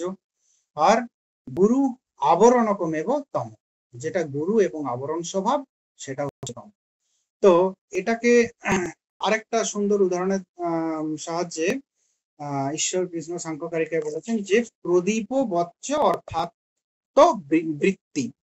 প্রদীপ বচ্চ অর্থাৎ বৃত্তি, প্রদীপের মতো এর অর্থবৃত্তি। যে প্রদীপে কি হয়, যে তিনটে থাকে। দেখো তিনটে গুণ, তিনটে একেবারে ভিন্ন স্বভাবের, তিন দিক দিয়ে তারা তিনটে গুণ, কিন্তু প্রত্যেকটি বস্তু, প্রত্যেকটি ব্যক্তি, সকল কিছুর মধ্যে কিন্তু এই তিন গুণ বর্তমান। প্রত্যেকটি ব্যক্তি বা বস্তুর ভেতরে যে গুণের প্রাধান্য, আমরা সেই ব্যক্তি বা সেই বস্তু বা সেই পদার্থকে আমরা সেই রূপে চিনি। প্রত্যেকটির মধ্যেই তিনটেই আছে, কিন্তু আমরা যার প্রাধান্য সেই হিসাবে আমরা সেই ব্যক্তি বস্তু পদার্থকে আমরা চিনি। তো যেমন কি, যেমন ধরো একটা আয়না, মিরর, মিররের মধ্যে সবই আছে, কিন্তু সত্যের প্রাবল্য বেশি, প্রাধান্য বেশি, তার জন্য সে প্রকাশ স্বভাব। বা লাইট, তার মধ্যেও তাই প্রকাশ স্বভাব, এটা সত্য বেশি আছে। তমগুণ, এই রজগুণ বেশি যেটা, সেটা হচ্ছে চঞ্চল, ছটপটে। বাচ্চা ছেলেদের মধ্যে তমগুণটা বেশি থাকে, সরি রজগুণটা বেশি থাকে। তারা শান্ত হয়ে বসতে পারে না, তারা সবসময় ছটপট করে, এটা রজগুণ। তমগুণ কোনটা না, যত বৃদ্ধ বয়স হয় তত কিন্তু আমাদের তমগুণের প্রাধান্য প্রাবল্য দেখতে পাওয়া যায়। কিছু ওই জগতের পদার্থ দেখতে পাবো যেগুলো ঢেকে দেয়, অবরুদ্ধ করে। এক বালতি চুন, একটু আমি কোন কালো রং একটুখানি দিয়ে দিলাম, চুনের কালারটা, এটা হচ্ছে তমগুণ সম্পন্ন। তো যাই হোক, প্রত্যেকটি জগতের এভাবে প্রত্যেকটি বস্তুই কিন্তু তম, সত্য, রজ এবং তমগুণ যুক্ত। কিন্তু এই তিনটি গুণ একেবারে পৃথক একে অপরের থেকে, তথাপি একসঙ্গে থাকে। সেটাকে ব্যাখ্যা করার জন্য, সহজে বোঝানোর জন্য ঈশ্বর কৃষ্ণ একটা উদাহরণ দিয়েছেন, যে প্রদীপ ও বজ্র অর্থাৎ বৃত্তি। প্রদীপের মতো অর্থবৃত্তি, প্রদীপের মতো কেমন প্রদীপ দিয়ে দেখেছেন যে প্রদীপের মধ্যে শত থাকে, আলো থাকে, তাই তো? একটা ধরো তেল সলতে দিয়ে কি প্রদীপ হয়, সেটাকে জ্বালানো হলো, দিয়ে আলো উৎপন্ন হলো। সেটা কি সত্যের প্রকাশ কি না, প্রকাশিত করছে সত্যের প্রতীক আলোটা, মানে ওই শিখাটা, সেটা চারিদিকে প্রকাশিত করছে। এবং শিখাটা দেখবে, ভালো করে দেখলে লক্ষ্য করতে পারবে যে শিখাটা একেবারে একভাবে থাকে না সবসময়। কিন্তু শিখাটা যদি ঠিকভাবে লক্ষ্য করো, মোমবাতিও হতে, মানে ওখানে মোমবাতিও একই ব্যাপার, যে দেখতে পারো যে ওই শিখাটা কিন্তু একেবারে স্থির থাকে না, ছটপট ছটপট করে। এটা হচ্ছে রজগুণের জন্য। আরেকটা হচ্ছে ওই শিখাটা শুরু হয়ে যায়, কিন্তু কোন এক নির্দিষ্ট জায়গায় গিয়ে দেখবে মনে হচ্ছে কেউ চাপ দিচ্ছে, দেখবে চারিদিকে ছড়িয়ে পড়ে, এরকম দেখতে পাবে। ভালো করে লক্ষ্য করলে সমান একদম উঠে যাচ্ছে না, একটু গিয়ে চারিদিকে। এটা হচ্ছে কি, কালিটা উৎপন্ন হচ্ছে ওখানটায়। কালি মানে ভারী, সে তার উপরে উঠতে চাইবে না, সে নিচে নামতে চাইবে, তমগুণের প্রকাশ। তো এইভাবে ঈশ্বর কৃষ্ণ দেখিয়েছেন যে তিনটে গুণ পরস্পর ভিন্ন হলেও তোমার একই সঙ্গে অবস্থান করে, কিন্তু সেই বস্তু বা ব্যক্তি বা পদার্থের বৈশিষ্ট্যটা কেমন হবে সেটা নির্ভর করে কোন গুণের প্রাধান্য সেই হিসাবে। যেমন তিনটে গুণ হল। এরপর যেটা, যে আমাদের পুরুষ, পুরুষ কি না, ন প্রকৃতি ন বিকৃতি পুরুষ। পুরুষ কি, পুরুষ হচ্ছে ন প্রকৃতি ন বিকৃতি। প্রকৃতি আর বিকৃতি কোনটা বলা হচ্ছে না, মূলা প্রকৃতিকে প্রকৃতি বলা হচ্ছে, বিকৃতি হচ্ছে প্রকৃতি থেকে যেগুলো নির্গত হচ্ছে, তাই তো? তো প্রকৃতিও নয়, বিকৃতিও নয়, প্রকৃতি বিকৃতি ভিন্ন যে তোমার যা আছে সেটা হচ্ছে পুরুষ, তাই তো? ব্যক্ত অব্যক্ত গ বিজ্ঞান, তারপর গগুলো বলা হয়েছে, পরবর্তী ক্ষেত্রে আমরা আলোচনা করব। তো এই পুরুষ কেমন সাংখ্য মতে? পুরুষ কিন্তু সদাই নিত্য শুদ্ধ বুদ্ধ মুক্ত, তাই তো? পুরুষ সদাই কিন্তু সর্বদাই নিত্য শুদ্ধ বুদ্ধ মুক্ত স্বরূপ। তথাপি বহু পুরুষবাদ স্বীকার করা হয়, সেগুলো আমরা আলোচনা করব। এবং তথাপি এই পুরুষ জন্যই কিন্তু উৎপন্ন বা কি বলে আমাদের প্রকৃতি থেকে সকল কিছু উৎসরণ, সেগুলো আমরা আলোচনা করব। মূলত পুরুষ কিন্তু নিত্য শুদ্ধ বুদ্ধ মুক্ত, এবং কি এই পুরুষ হচ্ছে গুণাতীত, এবং এই পুরুষ হচ্ছে বিবেকী, মানে নিত্যমুক্ত মানে বিবেকী অবশ্যই হবে, যে তিনি সর্বদাই কিন্তু সদা জাগ্রত, যে তিনি প্রকৃতি কিন্তু তার থেকে ভিন্ন। কি এই পুরুষ কিন্তু চেতন, এবং পুরুষ অপ্রসব ধর্মী, প্রসব করে না, প্রকৃতি প্রসব করে, কিন্তু পুরুষ কিছু প্রসব করে না। যাই হোক, এই হচ্ছে পুরুষের মোটামুটি একটা সাধারণ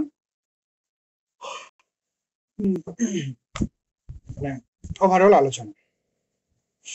এই পুরুষের যে কনসেপ্ট, অদ্বৈত বেদান্ত ব্রহ্মের কনসেপ্ট, সেটা কিন্তু অনেকটা এক।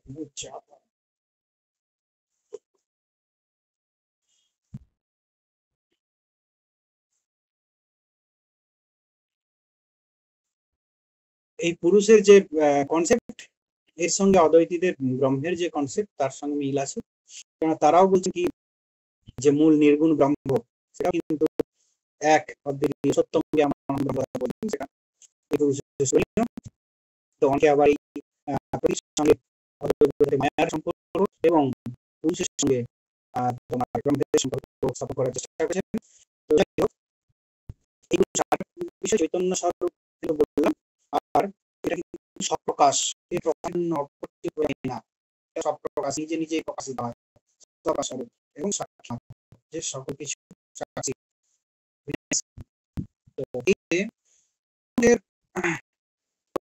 সিদ্ধির জন্য 5 প্রকার আর কি বলবো যুক্তি কথা বলা হয়েছে। সংঘাত পদার্থত্বাৎ, ত্রিগুণাদি বিপর্যয়াৎ, অধিষ্ঠানাৎ, ভক্তিভাবাৎ, কৈবল্যার্থম প্রভৃতি। তো এই পুরুষ যেমন সংঘাত পদার্থত্বাৎ, যে যা সংঘাত পদার্থ মানে কি, যেটা একাধিক বিষয় দিয়ে গঠিত, সেটা হচ্ছে সংঘাত, মানে সংগঠিত পদার্থ, যে একাধিক পদার্থ দিয়ে যে বস্তু, তাই তো, সেটা হচ্ছে কি, সেটা হচ্ছে সংঘাত, বা একাধিক উপাদান দিয়ে বহু উপাদান দিয়ে গঠিত যে পদার্থ, সেটাকে বলা হচ্ছে সংঘাত। তো সংঘাত এটা কখনো নিজের জন্য নয়, বরং অন্যের প্রয়োজন পূরণের জন্য বিদ্যমান। এই যে সংঘাত, মানে এই যে বহু উপাদান, এই যে জগৎ সংঘাত, সেই সংঘাত এটা নিজের জন্য নয়, কেননা সেই সংঘাত বা বহু উপাদান দিয়ে গঠিত বা একাধিক উপাদান বা পদার্থ দিয়ে গঠিত যে তোমার সংঘাত বা এই বিশাল জগৎ, সেই জগৎ কিন্তু জড়, আর জড় কিন্তু ভোগ করতে পারে, তাই তো। এই বিশাল জগৎ তো কার প্রয়োজন, তাই তো, কার উদ্দেশ্য সাধনের জন্য গঠিত হয়েছে, না সেই উদ্দেশ্য সাধন কার হবে, কার জন্য এই সংঘাত পদার্থের আবির্ভাব হয়েছে, না এটা হচ্ছে পুরুষ বা আত্মা। বোঝা গেছে যে সংঘাত পদার্থ এটা নিজে জড়, এবং সংঘাত পদার্থ বহু উপাদান দিয়ে গঠিত, মানে কি বিশ্ব, বিরাট বিশ্ব ব্রহ্মাণ্ড। তো এই বিরাট বিশ্ব ব্রহ্মাণ্ড না বলে বিশ্বটাই আমাদের পৃথিবী, বিরাট বিশ্ব, এর যে ভোগ কে করবে, না এর ভোগ কর্তা সে কিন্তু পুরুষ। এরপর দ্বিতীয় নাম্বার, ত্রিগুণাদি বিপর্যয়, যে প্রকৃতি ত্রিগুণাত্মক, সত্য রজ এবং তমগুণাত্মক। তো চেতন দ্রষ্টা কোনোদিন হতে পারে না, কারণ দ্রষ্টা যখন একই, তো সুতরাং প্রকৃতির বিপরীতে এক ত্রিগুণাতীত চেতন সত্তার অস্তিত্ব স্বীকার করা অবশ্যই কার্য। সেই ত্রিগুণাতীত সত্তা আমরা একটু আগে জেনেছি, পুরুষ গুণাতীত, তো সেই ত্রিগুণাতীত সত্তা হচ্ছে কি পুরুষ। প্রথম সংঘাত পদার্থত্ব, তো এই সংঘাত পদার্থের ভোগ করবে কে, না পুরুষ। জগতের সকল কিছু ত্রিগুণিত, তাহলে এমন কিছু নিশ্চয়ই থাকবে যে যেটা ত্রিগুণযুক্ত নয়, নাহলে ভোগ করবে, সেটা অবশ্যই ঈশ্বরই ভোগ করবে। তৃতীয়ত অধিষ্ঠানা, যে বুদ্ধি মন ইন্দ্রিয়, তাই তো, এগুলো অচেতন প্রকৃতির এটা বিকৃতি, তাই তো। এগুলোর কার্য পরিচালনার জন্য একজন চেতন অধিষ্ঠাতার প্রয়োজন বা নিয়ন্ত্রকের প্রয়োজন। নিয়ন্ত্রকহীন গাড়ি যেমন লাগামহীন হয়ে যায়, সেরকম যদি এগুলোর নিয়ন্ত্রক কোনো কিছু না থাকে তাহলে কি আমাদের এই বুদ্ধি মন ইন্দ্রিয় এগুলোও কি লাগামহীন। তো তার জন্য এগুলোরও কিন্তু একজন নিয়ন্ত্রকের প্রয়োজন। তো সেই নিয়ন্ত্রক সত্তাই হচ্ছে অধিষ্ঠাতাই হচ্ছে পুরুষ। ভক্তৃভাবা বললে হবে যে এই যে প্রকৃতির যে বিকৃতি, এই বিশাল জগৎ, এই প্রথমটা এটা হচ্ছে যে অ্যাকচুয়ালি প্রথম যেটা সেটারই বিস্তারিত রূপ সংঘাত পদার্থ। ওখানে জাস্ট উল্লেখ করা হয়েছে, এখানে সিদ্ধান্তটা আনা হয়েছে যে সংঘাত পদার্থত্ববাদ, সকল কিছু সংঘাত বা একাধিক উপাদানের দ্বারা যুক্ত, কিন্তু এমন কিছু আছে যে যেটা কিন্তু এরকম সংঘাত পদার্থ নয়, সেটা হচ্ছে পুরুষ, তাই তো। আর এই সংঘাত পদার্থগুলো কার জন্য উৎপাদিত হয় না পুরুষের ভোগের জন্য, পুরুষের ভোগের নিমিত্ত, তাই তো। তো এটা হচ্ছে ভক্তৃভাবাৎ, যে শুধু ভোগ্য বস্তু, ভোগ কখনো ভোক্তা হতে পারে না, অতএব ভোক্তা হিসেবে পুরুষের অস্তিত্ব অপরিহার্য। কৈবল্যার্থং প্রবৃত্তেস্য, যে কিছু লোক প্রবৃত্তির বন্ধন থেকে মুক্তি হতে চায়, মুক্তি লাভ করতে চায়, মুক্ত হতে চায়, কিন্তু জড় পদার্থ যেমন বুদ্ধি মন ইত্যাদি প্রকৃতির কি বিকৃতি, তাহলে সেগুলোও কি জড়, তো তাদের মুক্তির ইচ্ছা থাকতে পারে না, জড়ের কোনোদিনও মুক্তির ইচ্ছা হতে পারে না। তো এই যে তাহলে এই বুদ্ধি মন অহংকার ইত্যাদির অতিরিক্ত অপর কোনো কিছু, অপর একটি তার অস্তিত্ব মানতে হবে, যে প্রকৃতি থেকে মুক্ত হতে চায়, সে হচ্ছে পুরুষ। তো এই জন্য বলা হয় যে প্রকৃতি কি করে না, প্রকৃতি পুরুষের জন্য, সেটা আমরা পরেরটাতে দেখব, যে প্রকৃতি, এই যে প্রকৃতির উৎপাদনশীলতা বা প্রকৃতির যে তোমার বিকৃতি, এই বিকৃতি পুরোটাই পুরুষের জন্যই, দেখা যায় যে পুরোটা পুরুষের জন্য, পুরুষের জন্যই তার বিকৃতি, তাই তো। পুরুষের ভোগের জন্যই তার বিকৃতি, এবং পুরুষের ভোগ হওয়ার পর যখন পুরুষের ভোগেচ্ছা মিটে যাবে, যখন মুক্ত মানে হতে চাইবে, তারও কারণ তো সেই প্রকৃতি, কেননা পুরুষের থেকে প্রকৃতি বিচ্ছিন্ন হয়ে যাবে। যাই হোক, তাহলে অস্তিত্বের সপক্ষে পাঁচটা যে সংঘাত পদার্থত্বাৎ, বিপর্যয়াৎ, অধিষ্ঠানাৎ, ভক্তিভাবাৎ, কৈবল্যার্থং প্রবৃত্তেস্য বা কৈবল্যার্থং প্রবৃত্তে। তো এই যে এরপর একটা প্রশ্ন আসে যে তাহলে আমরা তো এত কিছু প্রথমে পুরুষের প্রথমে আলোচনার প্রসঙ্গে আমরা আলোচনা করলাম এবং আমরা বললাম যে পুরুষ কি এক, তাই তো, সদাই নিত্য মুক্ত, মানে সদাই নিত্য বুদ্ধ মুক্ত, এবং পুরুষ কি বললাম, পুরুষ হচ্ছে চেতন, এক বলিনি, আমি একটা ভুল বললাম, এক বলিনি, নিত্য বুদ্ধ মুক্ত মানে সদাই মুক্ত, আগের থেকে মুক্ত হয়ে আছেন, তিনি স্বপ্রকাশ স্বরূপ, সাক্ষী স্বরূপ, তিনি ত্রিগুণাদি মানে গুণাতীত আর কি, গুণাতীত মানে ত্রিগুণাতীত বা যত গুণাতীত যাই বলো না, তিনি তার প্রসব ধর্মিতা নেই, অর্থাৎ প্রসব ধর্মিতা হচ্ছে প্রকৃতির বৈশিষ্ট্য, তিনি প্রসব ধর্মী নন, তাই তো, তার থেকে কোনো কিছু করতে পারেন, আমরা। তারপরে যেটা আছে যে বহু পুরুষের কথা, যে তাহলে এই বহু পুরুষ আমাদের এক পুরুষ স্বীকার না করে, আমরা যদিও বলছি সদাই নিত্য মুগ্ধ, গুণাতীত বা হচ্ছে তোমার তিনি স্বপ্রকাশ স্বরূপ, সাক্ষী স্বরূপ, সবকিছু বলছি, কিন্তু তথাপি পুরুষকে কিন্তু এক বলতে পাচ্ছি না, পুরুষকে বহু হিসাবেই মানতে হচ্ছে। এখানেই অদ্বৈতের গন্ধের কনসেপ্টের থেকে পুরুষের কনসেপ্ট আলাদা। আবার একদিক থেকে আবার মিলানো যায়, অদ্বৈত বেদান্তে বলা হচ্ছে শরীর হচ্ছে আত্মা, সেটা হচ্ছে জীবাত্মা, আর শরীর হয়ে গেলে জীবাত্মা পরমাত্মার সঙ্গে মিলিত হয়, তখন আত্মার ভিন্নতা থাকে না, আত্মার ভিন্নতা, আত্মায় আত্মার ভিন্নতা হচ্ছে শরীর অবচ্ছেদে ভিন্নতা, শরীর ধ্বংস হয়ে গেলে আত্মার মধ্যে কোনো ভিন্নতা থাকে না, তো সেই দিক থেকে আবার বহু পুরুষবাদের সমর্থন করা যায় দ্বৈত বেদান্তে। যাই হোক, এরপর বহু পুরুষবাদের ক্ষেত্রেও কিন্তু 5টা যুক্তি দেওয়া হয়েছে। যে কথা কি, জন্ম মরণ জনন মরণ করণানাং প্রতি নিয়মাত, জনন মরণ করণানাং প্রতি নিয়মাত, জন্ম মরণ এবং করণ মানে কার্য। তো এই 3 দিক দিয়ে আমাদের কিন্তু বহু পুরুষ এর অস্তিত্ব মানতেই হবে। এখন জন্ম হচ্ছে, অনেক পুরুষের জন্ম হচ্ছে, প্রতিনিয়ত অনেক পুরুষের মৃত্যু হচ্ছে, প্রতিনিয়ত আমাদের যে কর্ম, সেই কর্মের দিক থেকে আমরা কিন্তু ভিন্ন। এই 3টে দিক দিয়ে ওই জন্য বলা হচ্ছে যে আমরা কিন্তু একে অপরের থেকে ভিন্ন, তাই তো। তো এখানে কর্ম দ্বারা বোঝানো হচ্ছে যে এই যে দেহ,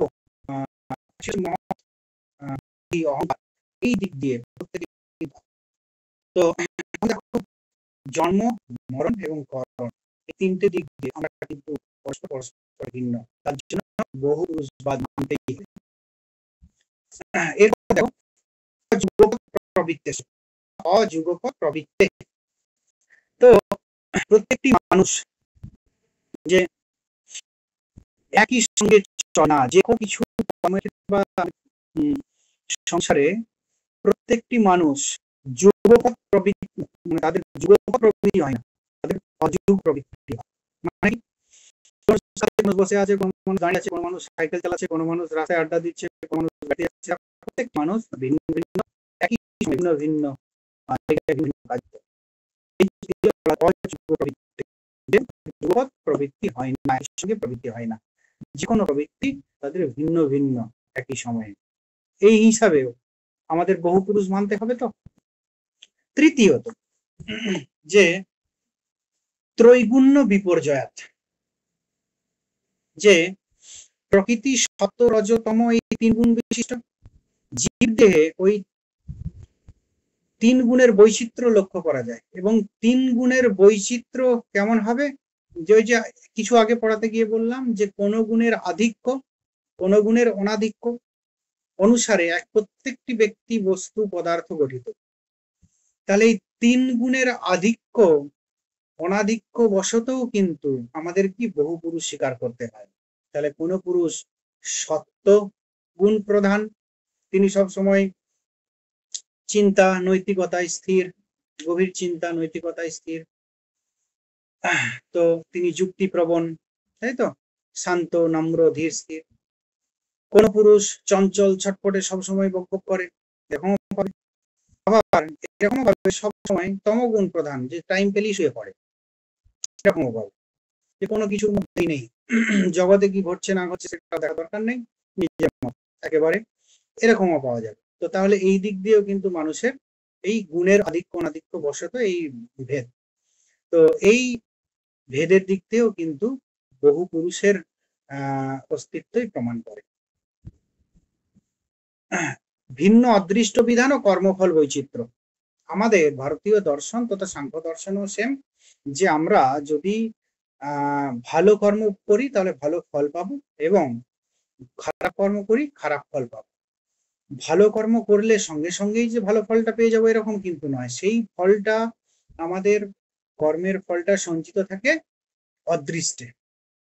অদৃষ্টে যে সঞ্চিত ফল, সেই অনুযায়ী আমাদের মৃত্যুর পর সেই অদৃষ্টে সঞ্চিত যে কর্মফল, সেই অনুযায়ী আমাদের পরবর্তী যে জীবন বিধান, তাই তো।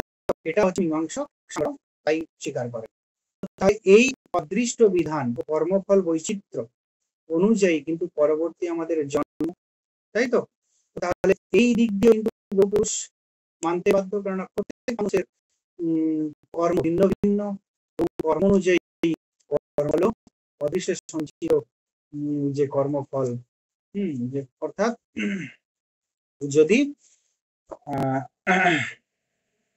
যে যত পরিমাণ অপূর্ব উৎপন্ন করতে পারে ভালো ফল, সে তার পরবর্তী জীবনটা তত ভালো হবে। তাহলে যেহেতু প্রত্যেক ব্যক্তির কর্ম ভিন্ন ভিন্ন, সেহেতু তার কর্মফল ভিন্ন ভিন্ন হবে, অনুযায়ী পরবর্তী ভিন্ন ভিন্ন তার জন্ম নির্ধারিত হবে। দর্শনে ইন জেনারেল ভিউ। তো সেই দিক দিয়েও কিন্তু বহু পুরুষই আমাদের স্বীকার করতে হয়। তো কেননা এই কর্ম বা বিশ্বজিত কর্মফলের ভিন্নতার ভিত্তিতে, কেননা এটাও প্রাসঙ্গিক। কেননা বর্তমান জন্মে কেউ হয়তো খোঁড়া, হ্যাঁ, কেউ অন্ধ, এরকম কেউ হয়তো জন্মের পরই মৃত্যুবরণ করছে, কেউ হয়তো হঠাৎ করে 20 বছর বয়সে কোন একটা রোগে মারা যাচ্ছে। তো তার ব্যাখ্যা কি হতে পারে? এই ব্যাখ্যা কিন্তু একমাত্র কর্মবাদী পারে। তো যাই হোক, এটা এর মাধ্যমে কিন্তু ভিন্ন যে বহু পুরুষের কথাই কিন্তু একদম মুখ্য যে মুখ্য দৃষ্টিভঙ্গি, সেই দৃষ্টিভঙ্গিতেও কিন্তু বহু পুরুষবাদী সমর্থিত হয়। কেননা একই সঙ্গে তো কারো মোক্ষ লাভ হয়ে যায় না, কারো মোক্ষ হয়ে গেছে, কেউ মোক্ষ লাভে ব্রতী হয়েছে, কেউ এখনো মোক্ষ লাভে ব্রতী হয়নি। এই সকল দিক দিয়েও কিন্তু না আমাদের বহু পুরুষের অস্তিত্ব নিয়ে আসে। তো যাই হোক, তাহলে কি জন্ম মরণ এবং কর্মের দিক থেকে অযুগপৎ প্রবৃত্তে প্রত্যেক মানুষ একই সঙ্গে চলে না, একই সঙ্গে সব সমান কাজ করে না, কাজ করে না, সেই থেকে ভিন্ন মানুষ পার্থক্য, বহু পুরুষ ভিন্ন অভিষ্ট জ্ঞান কর্মফল বৈচিত্র্য, এই দিক থেকেও বহু পুরুষ এবং মুখ্য বা কেননা অনেকে হয়তো মুখ্য লাভ করেছে, অনেকে মুখ্য লাভে ব্রতী হয়েছে, অনেকে মুখ্য লাভে ব্রতী হয়নি। তো এই হচ্ছে বহুপুরুষবাদের সমর্থনের যুক্তি। এরপর যেটা যে তোমাদের ওই যে জগতের বিবর্তন বা এবং মোক্ষ তত্ত্ব লাস্টে, তো এইটা আমি পুরোটা একটা এতে পড়াবো, এটা মন দিয়ে শুনবে, যা বলা হলো যেগুলো সব কাজে লাগবে।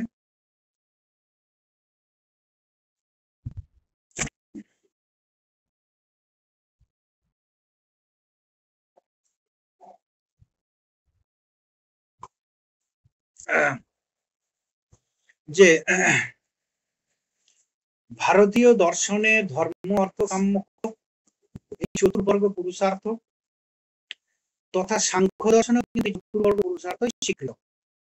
সাংখ্য দর্শনেও কিন্তু মোক্ষ পরম পুরুষার্থ, সাংখ্য দর্শনে এই মূল লাভ এটা কিভাবে সম্ভব হবে সেই আলোচনা আমরা করবো, এবং সেই প্রসঙ্গে আমরা কিন্তু আরো কিছু বিষয় আমরা আলোচনা করব, যে আমাদের জগতের উৎপত্তি কি হচ্ছে। তখন জগতের উৎপত্তি যদি না হয়, ভোগ যদি না হয়, তাহলে কি হবে? মোক্ষ হবে, তাই তো? আগে তো ভোগ হতে হবে। তো সেই আলোচনা প্রসঙ্গে এই দুটো আলোচনায় একে অপরের পরিপূরক, যেটা আলোচনাটা করছি একটাই আলোচনা। তো আমি যতটা সম্ভব সংক্ষেপই করার চেষ্টা করব, একটু ধৈর্য ধরে বসো, 10-12 মিনিট, আশা করছি তাহলে হয়ে যাবে। তো সাংখ্য দর্শনে সাংখ্যরা মোক্ষ সম্পর্কে কিন্তু খুব সচেতন, যে বলা যায় পুরো ভারতীয় দর্শনে সব থেকে সচেতন, মানে মোক্ষ সম্পর্কে সব থেকে সচেতন হচ্ছে সাংখ্য দার্শনিকরা। তারা বলছেন যে জগতে আজ পর্যন্ত যত দার্শনিক সম্প্রদায় এই মোক্ষের পথ বলেছেন, কোনোটাই ঠিকঠাক নয়, আমাদেরটাই একমাত্র ঠিক। কেন বলছে আমাদেরটা একমাত্র ঐকান্তিক দুঃখ নিবারণ করতে পারে। জগতে তো আমরা সবসময় দুঃখ দুর্দশায় ক্লিষ্ট হচ্ছে সর্বদা। তো তাহলে এই জগতের এই দুঃখ থেকে একমাত্র সাংখ্যসম্মত যে উপায় আছে, সেই উপায় অত্যন্তিক বা অত্যন্তিক নয়, আত্যন্তিক এবং ঐকান্তিক, এই দুটো কথা মনে রাখবে, ইম্পর্টেন্ট। আত্যন্তিক মানে যে চিরতরে, আর ঐকান্তিক মানে পুনর্বার দুঃখ হবার সম্ভাবনাও অবলুপ্তি। তাহলে আত্যন্তিক মানে চিরতরে দুঃখ মুক্তি, ঐকান্তিক মানে পুনর্বার দুঃখ হবার সম্ভাবনাও মুক্তি।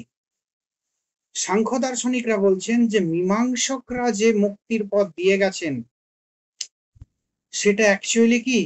সেটা ক্ষণিক, সেটা চিরস্থায়ী নয়। কেন না? মীমাংসকেদের ওদের কি যজ্ঞ নির্ভর, এবং যজ্ঞে কি পশু বলি হয়, তাহলে পশুগুলি মাধ্যমে আমাদের স্বর্গলাভ, সেই স্বর্গলাভ হবে সেটা পশুগুলো তাহলে অহিংস হলো না, সেই হিংসা দিয়ে আচরণ হয়ে বললো। তাহলে হিংসা দিয়ে আচরণের মাধ্যমে স্বর্গলাভ কি করে সম্ভব? এরপর বলছেন যে দ্বিতীয় নাম্বার, যে ধরা যাক যে ওই যজ্ঞাদির ফলে স্বর্গলাভ হলো, সেই স্বর্গলাভের কত সমস্যা দেখা দিতে পারে, কেননা বলো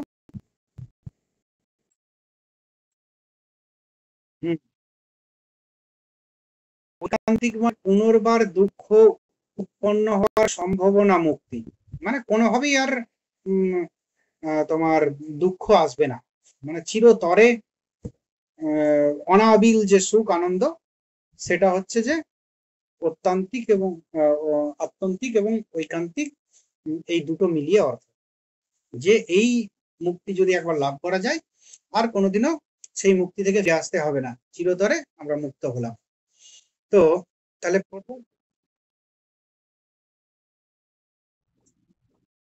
বললাম তো। এরপর এরপর যেটা আমি বলছিলাম, পশুগুলি হিংসা আচরণ করতে হয়, হিংসা দিয়ে আচরণ করা মানে কি, সেটা কি করে মুখ্যের সহায়ক হবে, এটা প্রশ্ন। এরপর বলছেন যদি যদি ওই যজ্ঞাদি কর্ম মাধ্যমে আমাদের স্বর্গলাভ হয়ও, তাহলেও সমস্যা দেখা যাবে। কেননা স্বর্গলাভ, আমি তো এই জগতে কর্ম করলাম একটা নির্দিষ্ট পরিমাণ, আর আর চিরতরে আমরা কি হবে স্বর্গলাভ করতে পারি, তাহলে দুটোরই তো লিমিটেশন থাকবে। এবং যে পরিমাণ আমাদের যেহেতু কর্মবাদে বিশ্বাসী, যে পরিমাণ কর্ম তার সেই পরিমাণ ফল পাওয়া উচিত। কর্ম করলাম একটা নির্দিষ্ট আর ফল পেলাম আমি অনির্দিষ্ট, সেটা হতে পারে না, তাহলে আবার মর্তে ফিরে আসতে হবে, আবার জন্মগ্রহণ করতে হবে। তৃতীয় নাম্বার বলছে আমরা স্বর্গে গেলাম, সবই ঠিক আছে, কিন্তু সেখানেও তো আমাদের মধ্যে ইগোগত, মানে আমার তো মনে হতে পারে যে আমি ইন্দ্র যে সুখ লাভ করছে, আমি সেরকম সুখ লাভ করবো, আমিও স্বর্গে আছি, ও স্বর্গে আছে, তাহলে আমি কেন প্রজা হিসাবে থাকবো স্বর্গে, সেই হিসাবেও কিন্তু মনোমালিন্য হতে পারে, এবং তার ফলে কি হতে পারে, তার ফলে সেটা পাপ, এবং আবার কিন্তু মর্তে ফিরে আসতে হবে। সাংখ্যদের এটা যুক্তি, মীমাংসকদের বিরুদ্ধে। এরপর সাংখ্যদের যে বক্তব্য, যে আমাদের যে উল্লিখিত যে মুক্তি বিধান, সেটা একমাত্র আত্যন্তিক এবং ঐকান্তিক বিধান। আত্যন্তিক মানে বলেছিলাম যে চিরতরে দুঃখ নিবৃত্তি, আর ঐকান্তিক মানে দুঃখের সম্ভাবনা, পুনর্বার দুঃখ উৎপন্ন হওয়ার সম্ভাবনারও নেই। এরপর যেটা আমাদের আলোচনা করা, তার আগে প্রথমে যে আমরা জগতে সর্বদা ক্লিষ্ট হচ্ছি, জর্জরিত হচ্ছি, তাহলে সাংখ্যরা সেটাও পরিষ্কার করেছেন যে তাহলে দুঃখ তাহলে কত ধরনের হতে পারে, কত প্রকার হতে পারে। সেই প্রসঙ্গে তারা দুঃখটাকেও, দুঃখ সম্পর্কে প্রথমে আলোচনা করেছেন। একেবারে 3 নম্বর কারিকায় দেখবে যে দুঃখ সম্পর্কে আগে আলোচনা, 1 নম্বর কারিকা দিয়ে আছে, 1 নম্বর। দ্বিতীয় নম্বরে হচ্ছে তোমার ওই ব্যক্ত বিজ্ঞান সাংখ্যসম্মত যে মুক্তির উপায়, সেটা তো আলোচনা করা হয়েছে। প্রথমেই দুঃখ কেন না, বলছেন আমরা সর্বদা দুঃখে জর্জরিত, দুঃখ ভিন্ন আমাদের মানে আমাদের জীবনে আর কিছু নেই, আমরা সর্বদাই দুঃখে জর্জরিত। তাহলে কি কি দুঃখ? আধ্যাত্মিক দুঃখ, আদিভৌতিক দুঃখ, আদি দৈবিক দুঃখ। আধ্যাত্মিক দুঃখ কোনটা না, আধ্যাত্মিক দুঃখ হচ্ছে শরীর এবং মনজনিত দুঃখ। আমাদের যে আধ্যাত্মিক দুঃখ, যেগুলো আমাদের শরীর এবং মনজনিত দুঃখ, সেটা হচ্ছে আধ্যাত্মিক দুঃখ। আমাদের শরীর কি গঠিত, যে আয়ুর্বেদিক মতে আমাদের শরীর হচ্ছে 3টি উপাদান দিয়ে গঠিত, বায়ু, পিত্ত এবং কফ। যারা কেউ যদি আয়ুর্বেদের চিকিৎসা করাতে যাও দেখবে তারা মূলত চিকিৎসা করে বায়ু, পিত্ত এবং কফের চিকিৎসা। তো আমাদের শরীর 3টে উপাদান, আমাদের যত ধরনের রোগ আছে ওদের মতে এই 3টে ভাগে ডিভাইডেড, কোনটার কারণে কোনটা ওদের কাছে লিস্ট আছে। তো আমাদের দেখবে বায়ু, পিত্ত, কফ কারণে আমাদের বিভিন্ন, সাধারণ অর্থে দেখবে আমাদের কফের সমস্যা হলে আমাদের হাঁচি কাশি, বায়ুর সমস্যা হলে পেটের সমস্যা, পিত্তর সমস্যা হলে আমাদের সেই ক্ষেত্রেও আমাদের লিভারের সমস্যা, আমাদের পেটের সমস্যা হয়। তো এই মূলত আমাদের মাথা ব্যথা হয়। তো এই মূলত বায়ু, পিত্ত, কফজনিত যে শরীর জন্য যে সমস্যা, সেটা কিন্তু আধ্যাত্মিক দুঃখ। বোঝা গেল কি? আমি খুব সংক্ষেপে এগিয়ে যাচ্ছি স্পিডে। আর মনজনিত সমস্যা হয় আমাদের, সেটাও কিন্তু আধ্যাত্মিক, যে আমাদের মন খারাপ, আমি রেজাল্ট একটা পরীক্ষা দিলাম, আমি রেজাল্ট ভালো করতে পারলাম না, মন খারাপ স্বাভাবিক হবে। সেটা কিন্তু সেটাও আধ্যাত্মিক দুঃখ, তাই তো? কারো ব্রেকআপ হয়ে গেল, সেটাও কিন্তু আধ্যাত্মিক দুঃখ। কারো হয়তো বাড়িতে ঝামেলা হলো, ফ্যামিলি অশান্তি, সেটাও আধ্যাত্মিক দুঃখ। সেটা সবই কিন্তু মনজনিত, শরীরজনিত। শরীরজনিত কি আমাদের যে রোগ, জ্বালা, সর্দি, কাশি, এই সকলগুলো সব কিন্তু আধ্যাত্মিক, কিন্তু শরীরজনিত আর মনজনিত যেটা, যেগুলো হচ্ছে মানসিক যে কোনো সমস্যা, সবই কিন্তু মনজনিত। এগুলো সবই আধ্যাত্মিক দুঃখের অন্তর্ভুক্ত। তাহলে সেগুলো কি পুরোটা আমাদের উপর নির্ভর করছে, আমাদের শরীর, আমাদের মন জনিত যে দুঃখ, সেটা হচ্ছে আধ্যাত্মিক দুঃখ। দ্বিতীয় উপায়, আদি ভৌতিক দুঃখ। আদি ভৌতিক দুঃখ যে যেমন হচ্ছে যে মানুষ, এটা তো আমি নিজের দেহ, নিজের মন থেকে যে দুঃখ পাই, সেটা হচ্ছে আধ্যাত্মিক। আদি ভৌতিক দুঃখ কি, যে মানুষ ভিন্ন অপর মানুষও হতে পারে, বা অপর প্রাণী হতে পারে। আবার অন্যান্য একটা অর্থ আছে, অন্যান্য ভৌতিক পদার্থ থেকে যে দুঃখ, সেটাও হতে পারে। আমি ব্যাখ্যা করছি। একটা মানুষের দুঃখ হতে পারে আরেকটা মানুষের কারণে, তাই তো? চোর ডাকাত, স্মাগলারদের, নেতাদের কারণে দুঃখ হতে পারে। সেটা কি? সেটা আদি ভৌতিক দুঃখ। আরেকটা হচ্ছে যে মানুষ ভিন্ন অন্যান্য প্রাণী, কুকুরে যদি কামড় দেয়, সাপে যদি কামড় দেয়, তোমার দুঃখ হবে, মারাও যায় নাকি।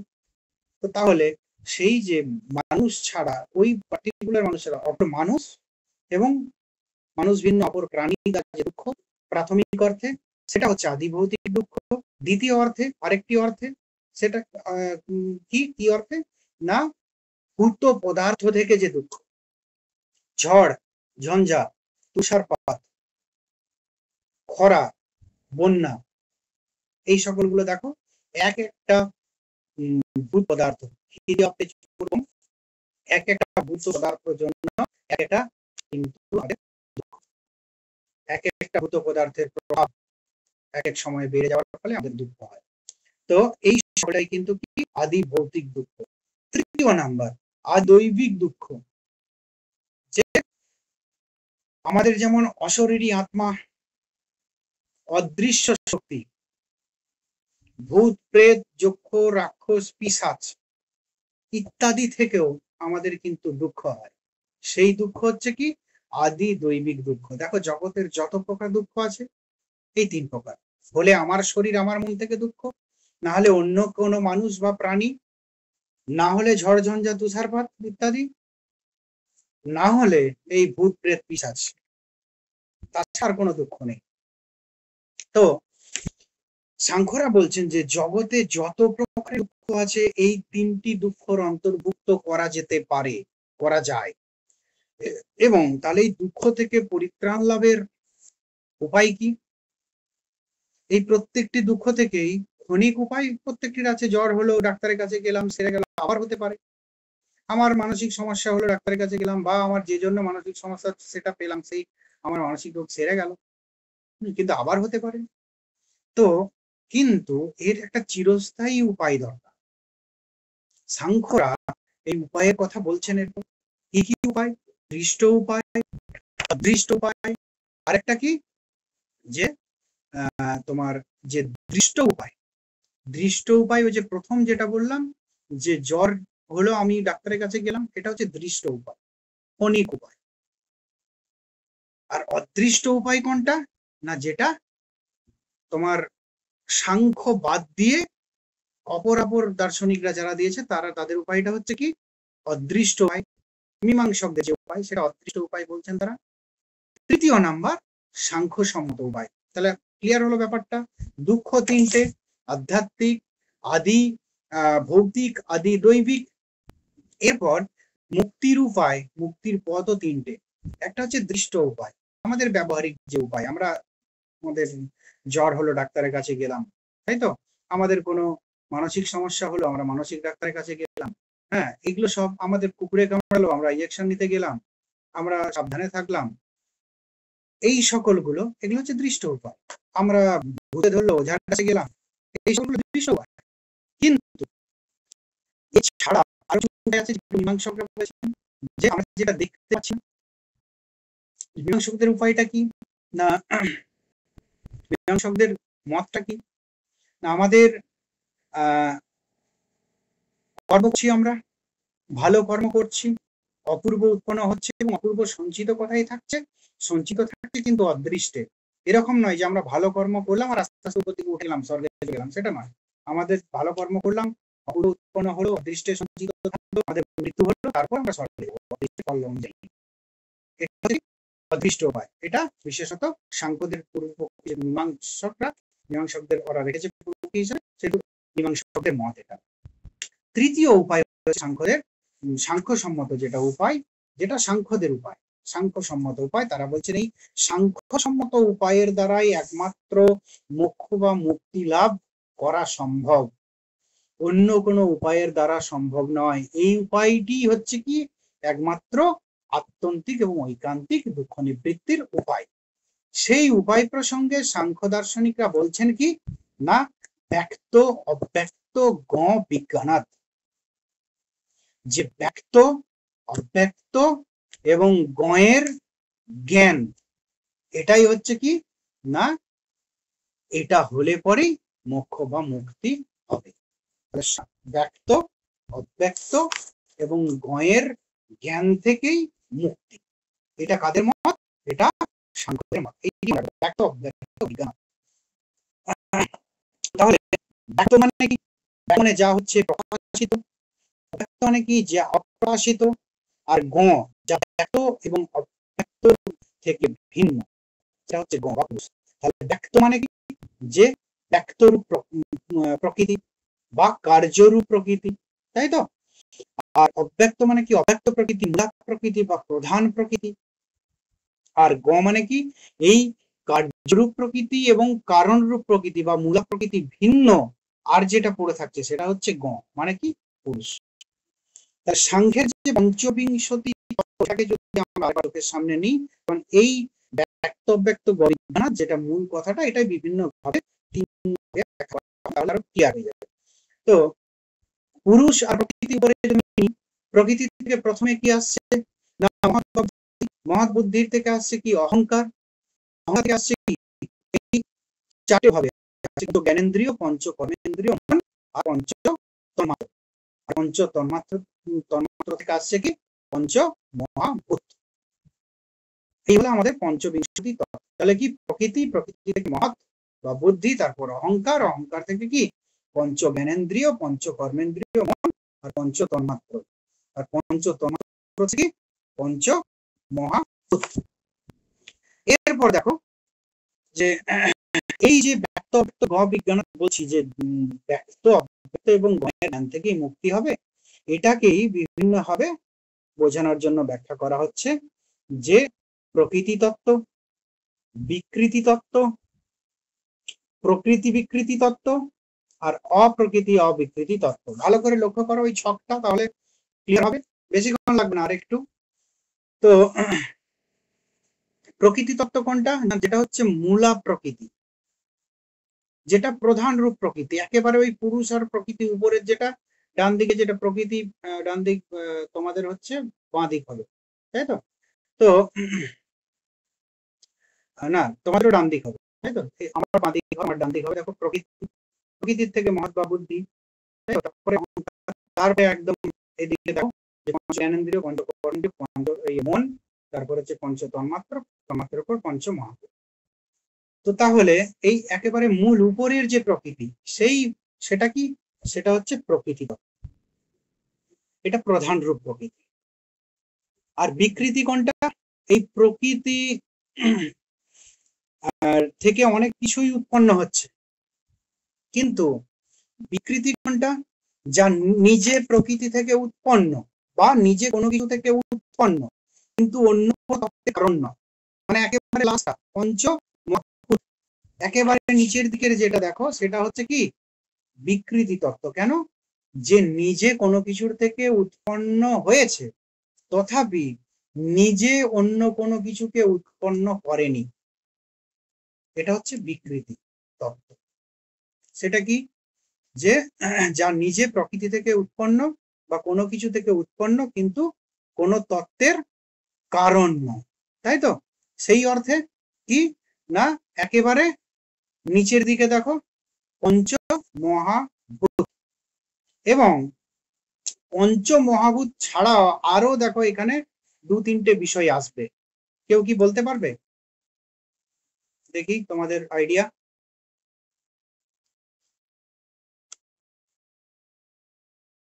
আচ্ছা আমি বলে দিই, পঞ্চ জ্ঞানেন্দ্রিয়, পঞ্চ কর্মেন্দ্রিয় এবং মন। দেখো জ্ঞানেন্দ্রিয় থেকে কোনো কিছু উৎপত্তি হয়নি, পঞ্চ কর্মেন্দ্রিয় থেকেও কোনো কিছুর উৎপত্তি হয়নি, মন থেকেও কোনো কিছুর উৎপত্তি হয়নি, তাই তো? শুধুমাত্র পঞ্চ তন্মাত্র থেকে উৎপত্তি হয়েছিল পঞ্চ মহাভূত, আর পঞ্চ মহাভূতের থেকে কোনো কিছু উৎপত্তি হয়নি। তাহলে বিকৃতি তত্ত্ব কোনগুলো? যেগুলো কি বলেছি, যা কোনো কিছু থেকে উৎপন্ন হয়েছে কিন্তু নিজে কোনো কিছুকে উৎপন্ন করেনি। তাহলে পঞ্চ জ্ঞানেন্দ্রিয়, কর্মেন্দ্রিয়, মন, পঞ্চ মহাভূত, এটা হচ্ছে বিকৃতি। প্রকৃতি কি?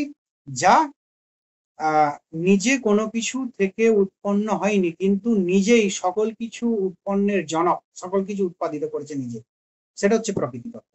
এরপর হচ্ছে প্রকৃতি বিকৃতি তত্ত্ব, মাঝের গুলো মহৎ বা বুদ্ধি, অহংকার এবং পঞ্চতন্মাত্র। এগুলো দেখো প্রকৃতিও বটে বিকৃতিও বটে। কোনো কিছু থেকে উৎপন্ন হয়েছে, আর কোনো কিছু থেকে উৎপাদিত হয়েছে, উৎপন্ন হয়েছে, আবার কোনো কিছুকে কোনো করেছে, তার জন্য এটা কি প্রকৃতি। একটা জিনিস পড়ে থাকলো দেখো এই পঞ্চবিংশতিতে, পুরুষ, তাকে কি বলা হচ্ছে? অপ্রকৃতি, বুঝে গেল? এরপর তাহলে ব্যক্ত অব্যক্ত এখানে কি হলো না, ব্যক্ত মানে প্রকৃতি পুরোটা, তাহলে ব্যক্ত যেটা সেটাকে আরো দুটো ভাগে এখানে ভাগ করা হলো মাত্র, একটা হচ্ছে বিকৃতি, একটা প্রকৃতি, তাই তো? আরো কিন্তু এই প্রকৃতি বিকৃতি তত্ত্ব এই যে যেটা এইভাবে ব্যাখ্যা করেছেন একই। তো আরেকটা ব্যাপার যে তত্ত্বান্তর প্রসূতি আর তত্ত্বান্তর প্রসূত, এখানে এই বইটাতে দিইনি, সেটাও বলে দিই। একই অর্থ, যে যিনি তত্ত্বান্তর প্রসূতি, যিনি তত্ত্বান্তর প্রসূতিও নয় এবং যিনি তত্ত্বান্তর প্রসূতও নয়, মানে পুরুষ যিনি কোনো কিছু তত্ত্ব প্রসব করেনি এবং যিনি কোনো তত্ত্ব থেকে প্রসূত হননি, জন্ম লাভও করেননি, সেই তত্ত্ব হচ্ছে পুরুষ। প্রকৃতি কেমন? যে তত্ত্বান্তর প্রসূত, তত্ত্বান্তর প্রসূতি কিন্তু তত্ত্বান্তর প্রসূত, মানে প্রকৃতি কেমন? কোনো কিছু থেকে উৎপন্ন হয়নি, সেটা তো নিত্য প্রকৃতি, জড় হলেও নিত্য বলা হয়েছিল। আর কি? তিনি সকল কিছু তত্ত্বের জনক, তিনি তত্ত্বের জনক, তিনি তত্ত্ব জন্ম দেন। তো আবার কি, যে তত্ত্বান্তর প্রসূতিও বটে, তত্ত্বান্তর প্রসূতও বটে। এটা হচ্ছে যেটা আমরা বললাম প্রকৃতি বিকৃতি, মানে কি, যেটা কোনো কিছু থেকে উৎপন্ন হয়েছে এবং কোনো কিছু জনক হয়েছে, মানে কি মহৎ বা বুদ্ধি, অহংকার এবং পঞ্চতন্মাত্র। আবার কোনো কিছুকে জন্মও দিয়েছে, দেখো প্রত্যেকটি কোনো কিছুকে জন্ম দিয়েছে। আরেকটা হচ্ছে কি তত্ত্বান্তর প্রসূত কিন্তু তত্ত্বান্তর প্রসূতি নয়, লাস্টে যেটাকে আমরা বিকৃতি তত্ত্বের দ্বারা বোঝালাম, সেটা এটাই, যে পঞ্চমহাভূত। বোঝা গেল?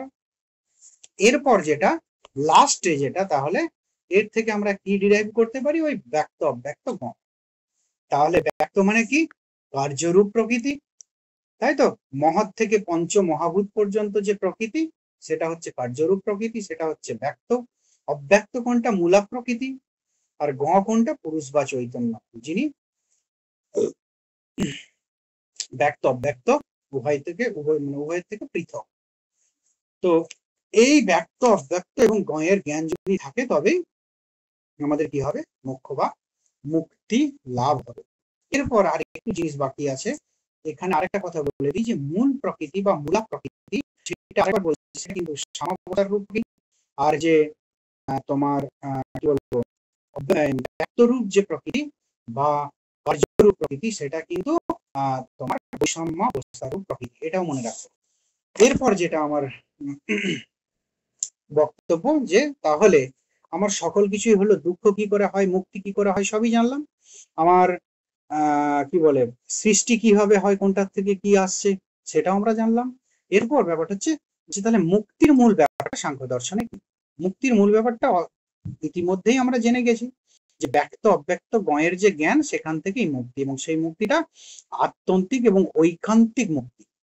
এরপর প্রশ্ন হলো যে তাহলে সাংখ্য দর্শনে বলা হচ্ছে পুরুষ কি নিত্য শুদ্ধ বুদ্ধ মুক্ত, পুরুষ পুরুষ গুণাতীত, এবং পুরুষ কোনো কিছু প্রসব করে না, প্রকৃতি জড় তথাপি প্রকৃতি কিন্তু নিত্য, প্রকৃতিকে অনিত্য বলা হয়, এবং প্রকৃতি যে নিত্য হলো, প্রকৃতি যে জড় বস্তু উৎপন্ন, বস্তু থেকে কিভাবে উৎপাদ্য হতে পারে, আমরা এতক্ষণ ধরে আলোচনা করলাম যে প্রকৃতি থেকে সকল কিছুর উৎপন্ন, প্রকৃতি প্রধান, প্রকৃতি মূলা প্রকৃতি, তিনি সকল কিছুর উৎপত্তির মূলে, তাহলে এই জড় প্রকৃতি থেকে কিভাবে উৎপত্তি হতে পারে, এরপর সেটাই আমরা আলোচনা করব।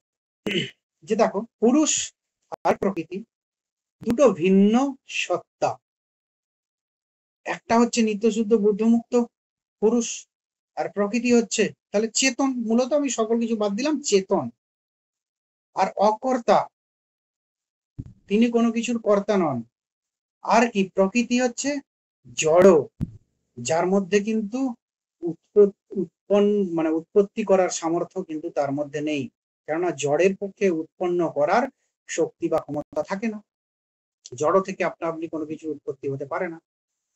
তো এটা কি হয় না, ঠিক যেমন একটা আয়নার সামনে জবা কুসুম বা জবা ফুল রেখে দিলে যেমন আয়নাটাও লাল হয়ে যায়, আয়নাটা ওই ফুলের ধর্মটাকে অ্যাবজর্ব করে নেয়, ঠিক একই এখানে পুরুষের ধর্ম যে চৈতন্য, তাই তো?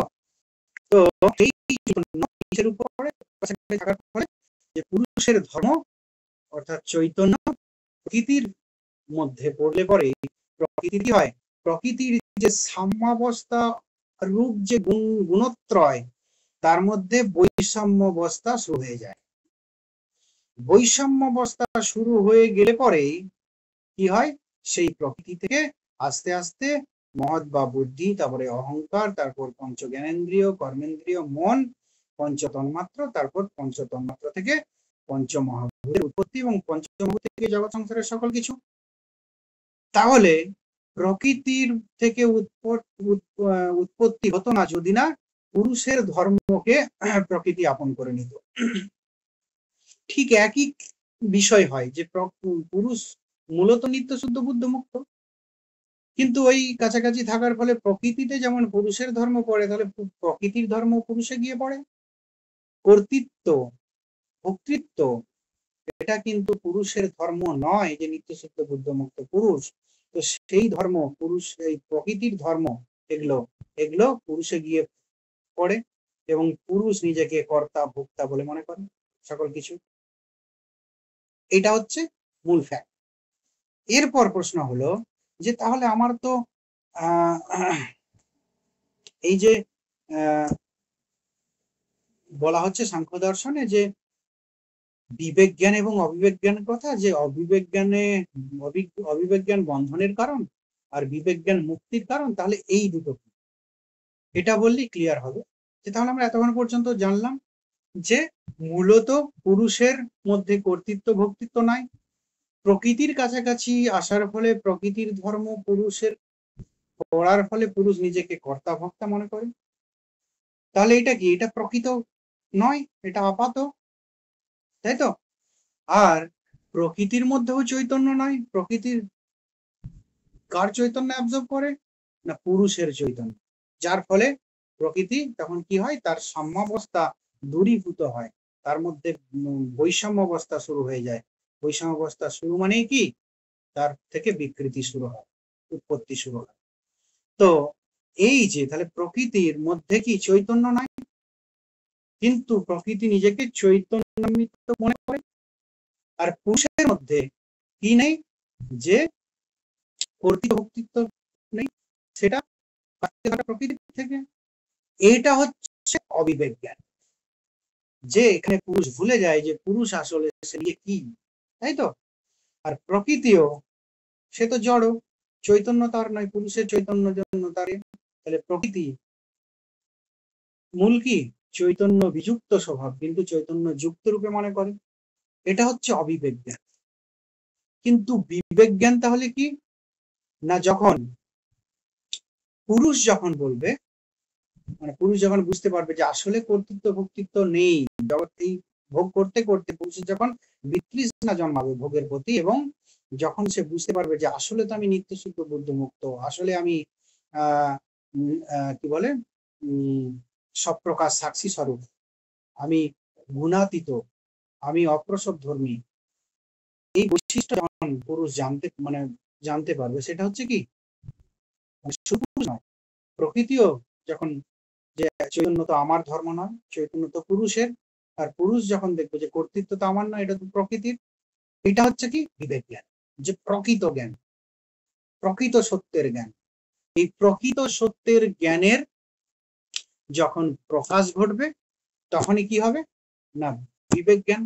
বিবেক জ্ঞানের যখন প্রকাশ ঘটবে, বিবেক জ্ঞানের যখন আবির্ভাব ঘটবে, তখনই কি হবে, তখনই মোক্ষ বা মুক্তি ঘটবে। এবং এই মুক্তি, এটা কিন্তু আত্যন্তিক এবং ঐকান্তিক দুঃখ নিবৃত্তি। এটা এই মুক্তি হলে পরে আর পুনরায় দুঃখ মানে পুনরায় আর দুঃখ জন্মাবেও না, পুনরায় দুঃখ জন্মানোর সম্ভাবনাও থাকবে। কিন্তু এখানে একটা প্রশ্ন থেকে যায় যে তাহলে মুক্তিটা সাংখ্য দর্শনে কার? মুক্তিটা কি পুরুষের, নাকি মুক্তিটা প্রকৃতি? বিবেক জ্ঞানের ক্ষেত্রে বলা হয়েছে পুরুষের চৈতন্য প্রকৃতিতে গিয়ে পড়েছিল, প্রকৃতির কর্তৃত্ব ভোক্তৃত্ব পুরুষে গিয়ে পড়েছিল। পুরুষ বুঝতে পারলো না কর্তৃত্ব ভোক্তৃত্ব আমার মধ্যে নেই, আমি নিত্য শুদ্ধ বুদ্ধ মুক্ত। প্রকৃতি জানতে পারলো যে কি আমার মধ্যে তো চৈতন্য, আমি তো চৈতন্য যুক্ত নয়, আমি জড়। তাহলে চৈতন্য, আমি চৈতন্য স্বভাব নয়, চৈতন্য আমার নয়, এটা অন্য কারো, এটা পুরুষের। এই যে জ্ঞান, এটা প্রকৃতি, এটা কি বিবেক জ্ঞান। তো তাহলে মুক্তিটা কি উভয়ের হওয়ার কথা। তখন অবিবেক জ্ঞান থেকে বিবেক জ্ঞানে দুজনেই যাচ্ছে, তাই তো? কিন্তু এই নিয়ে অনেক আমাদের মধ্যে তর্ক বিতর্ক আছে। কেউ কেউ বলে যে প্রকৃতির মুক্তি হতে পারে না, কেননা প্রকৃতি হচ্ছে আসলে মূলত তো জড়, পুরুষের চৈতন্য জন্য সে চৈতন্য মৃত নিজেকে মনে করেছিল, এবং যার ফলে সৃষ্টি হয়েছিল, সবই ঠিক আছে। কিন্তু প্রকৃতি তো আসলে জড়, জড়ের তো মুক্তি সম্ভব নয়। তাই এই যে মুক্তি, এটা প্রকৃতির মুক্তির কথা বলা হয়নি এখানে, মুক্তিটা অবশ্যই পুরুষের মুক্তি। কেননা পুরুষ তো চৈতন্য স্বরূপ। তাহলে পুরুষ আসলে এক, নিজেকে, নিজের জ্ঞানটা মানে কি নিজের সত্য জ্ঞানটাকে ঢাকা দিয়ে বা আবৃত্ত মানে করে ফেলে, সেটা কি কে না মিথ্যা জ্ঞান। মানে সত্য জ্ঞানকে আবৃত্ত করে মিথ্যা জ্ঞানের প্রকাশ ঘটে, আর মিথ্যা জ্ঞানকে দূরীভূত করতে পারলেই তখন কি হয়, অর্থাৎ অবিবেক জ্ঞানকে দূরীভূত করতে পারলেই কি হয় না মোক্ষ বা মুক্তি বা বিবেক জ্ঞান মানে বিবেক জ্ঞান প্রাপ্তি হলেই তখন কি মোক্ষ বা মুক্তি প্রাপ্তি ঘটে। তাহলে অবশ্যই মুক্তিটা পুরুষের, তাই তো? এই হলো আমার সাংখ্য দর্শনের টোটাল সিলেবাস অতি সংক্ষেপে। তো তোমরা একটু বারবার পড়ে নিও মেটেরিয়ালসটা, তাহলেই হয়ে যাবে। ঠিক আছে, কারো কিছু আমি বলেছিলাম যে সাংখ্য যোগ তো হলো না, ঠিক আছে, যেহেতু আমি ভেবেছিলাম যে কবে হবে, 14 তারিখে হবে না কি হবে, চাপ নেই, আমাদের সিলেবাস শেষ হয়ে যাবে। তো সাংখ্য দর্শন সম্পর্কে যদি কারো বক্তব্য থাকে বলো বলো।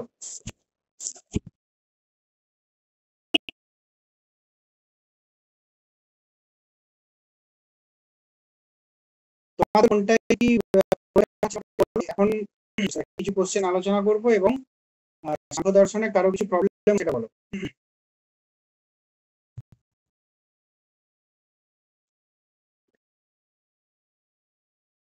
দর্শন পুরুষ নিষ্ক্রিয়, কারণ তিনি তো কোনো কর্তা ভোক্তা নন, তার তো কোনো প্রয়োজন নেই। এই প্রয়োজন পুরোটাই তার ওই অবিবেকের জন্য। বুঝতে পেরেছো? বিবেক জ্ঞান হলে পরে কোনো কিছুরই প্রয়োজন নেই। আর হচ্ছে যে সৃষ্টির ক্ষেত্রেও কিন্তু তিনি অন্যদের মতো বসে করেন, সক্রিয় হচ্ছে একমাত্র প্রকৃতি। আর কিছু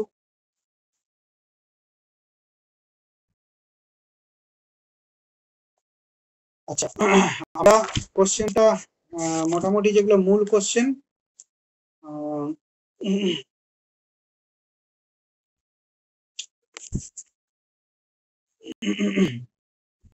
যেগুলো মেন মেন কোশ্চেন সেগুলো আমি আলোচনা করে দিচ্ছি। দেবরূপা, যদি আমার কোনো যে কোশ্চেনে কনফিউশন থাকবে সেটা তুমি গ্রুপে পাঠিয়ে দেবে, ঠিক আছে?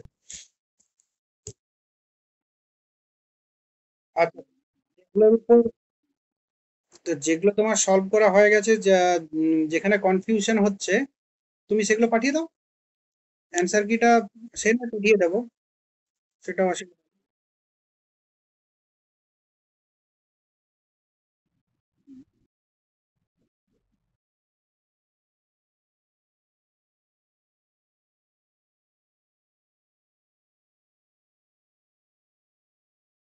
একটা যেটা আছে,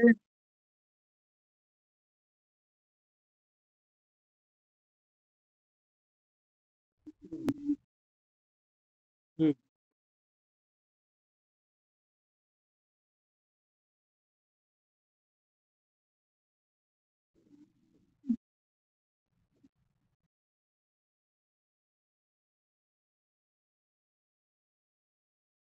আচ্ছা ওটা হচ্ছে ওটা অলেক্সের একটা সিম্বল। ওটা অলেক্সের একটা সিম্বল। অলেক্স কি এক্স কে ব্র্যাকেট করা হয় তো, আর ইএক্স ই আর এক্স ব্র্যাকেট করা হয়। অলেক্সে আরেকটা ভাবেও লেখা যায় যে উল্টো এ আর এক্স। তোমার যেগুলো যা কনফিউশন, যতগুলো কনফিউশন তুমি সবগুলোই পাঠিয়ে দিও, ঠিক আছে?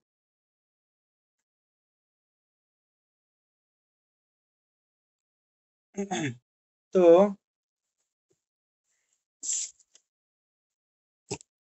বলো, উম, এক থেকে বলো, সাংখ্য শব্দের অর্থ কোনটা?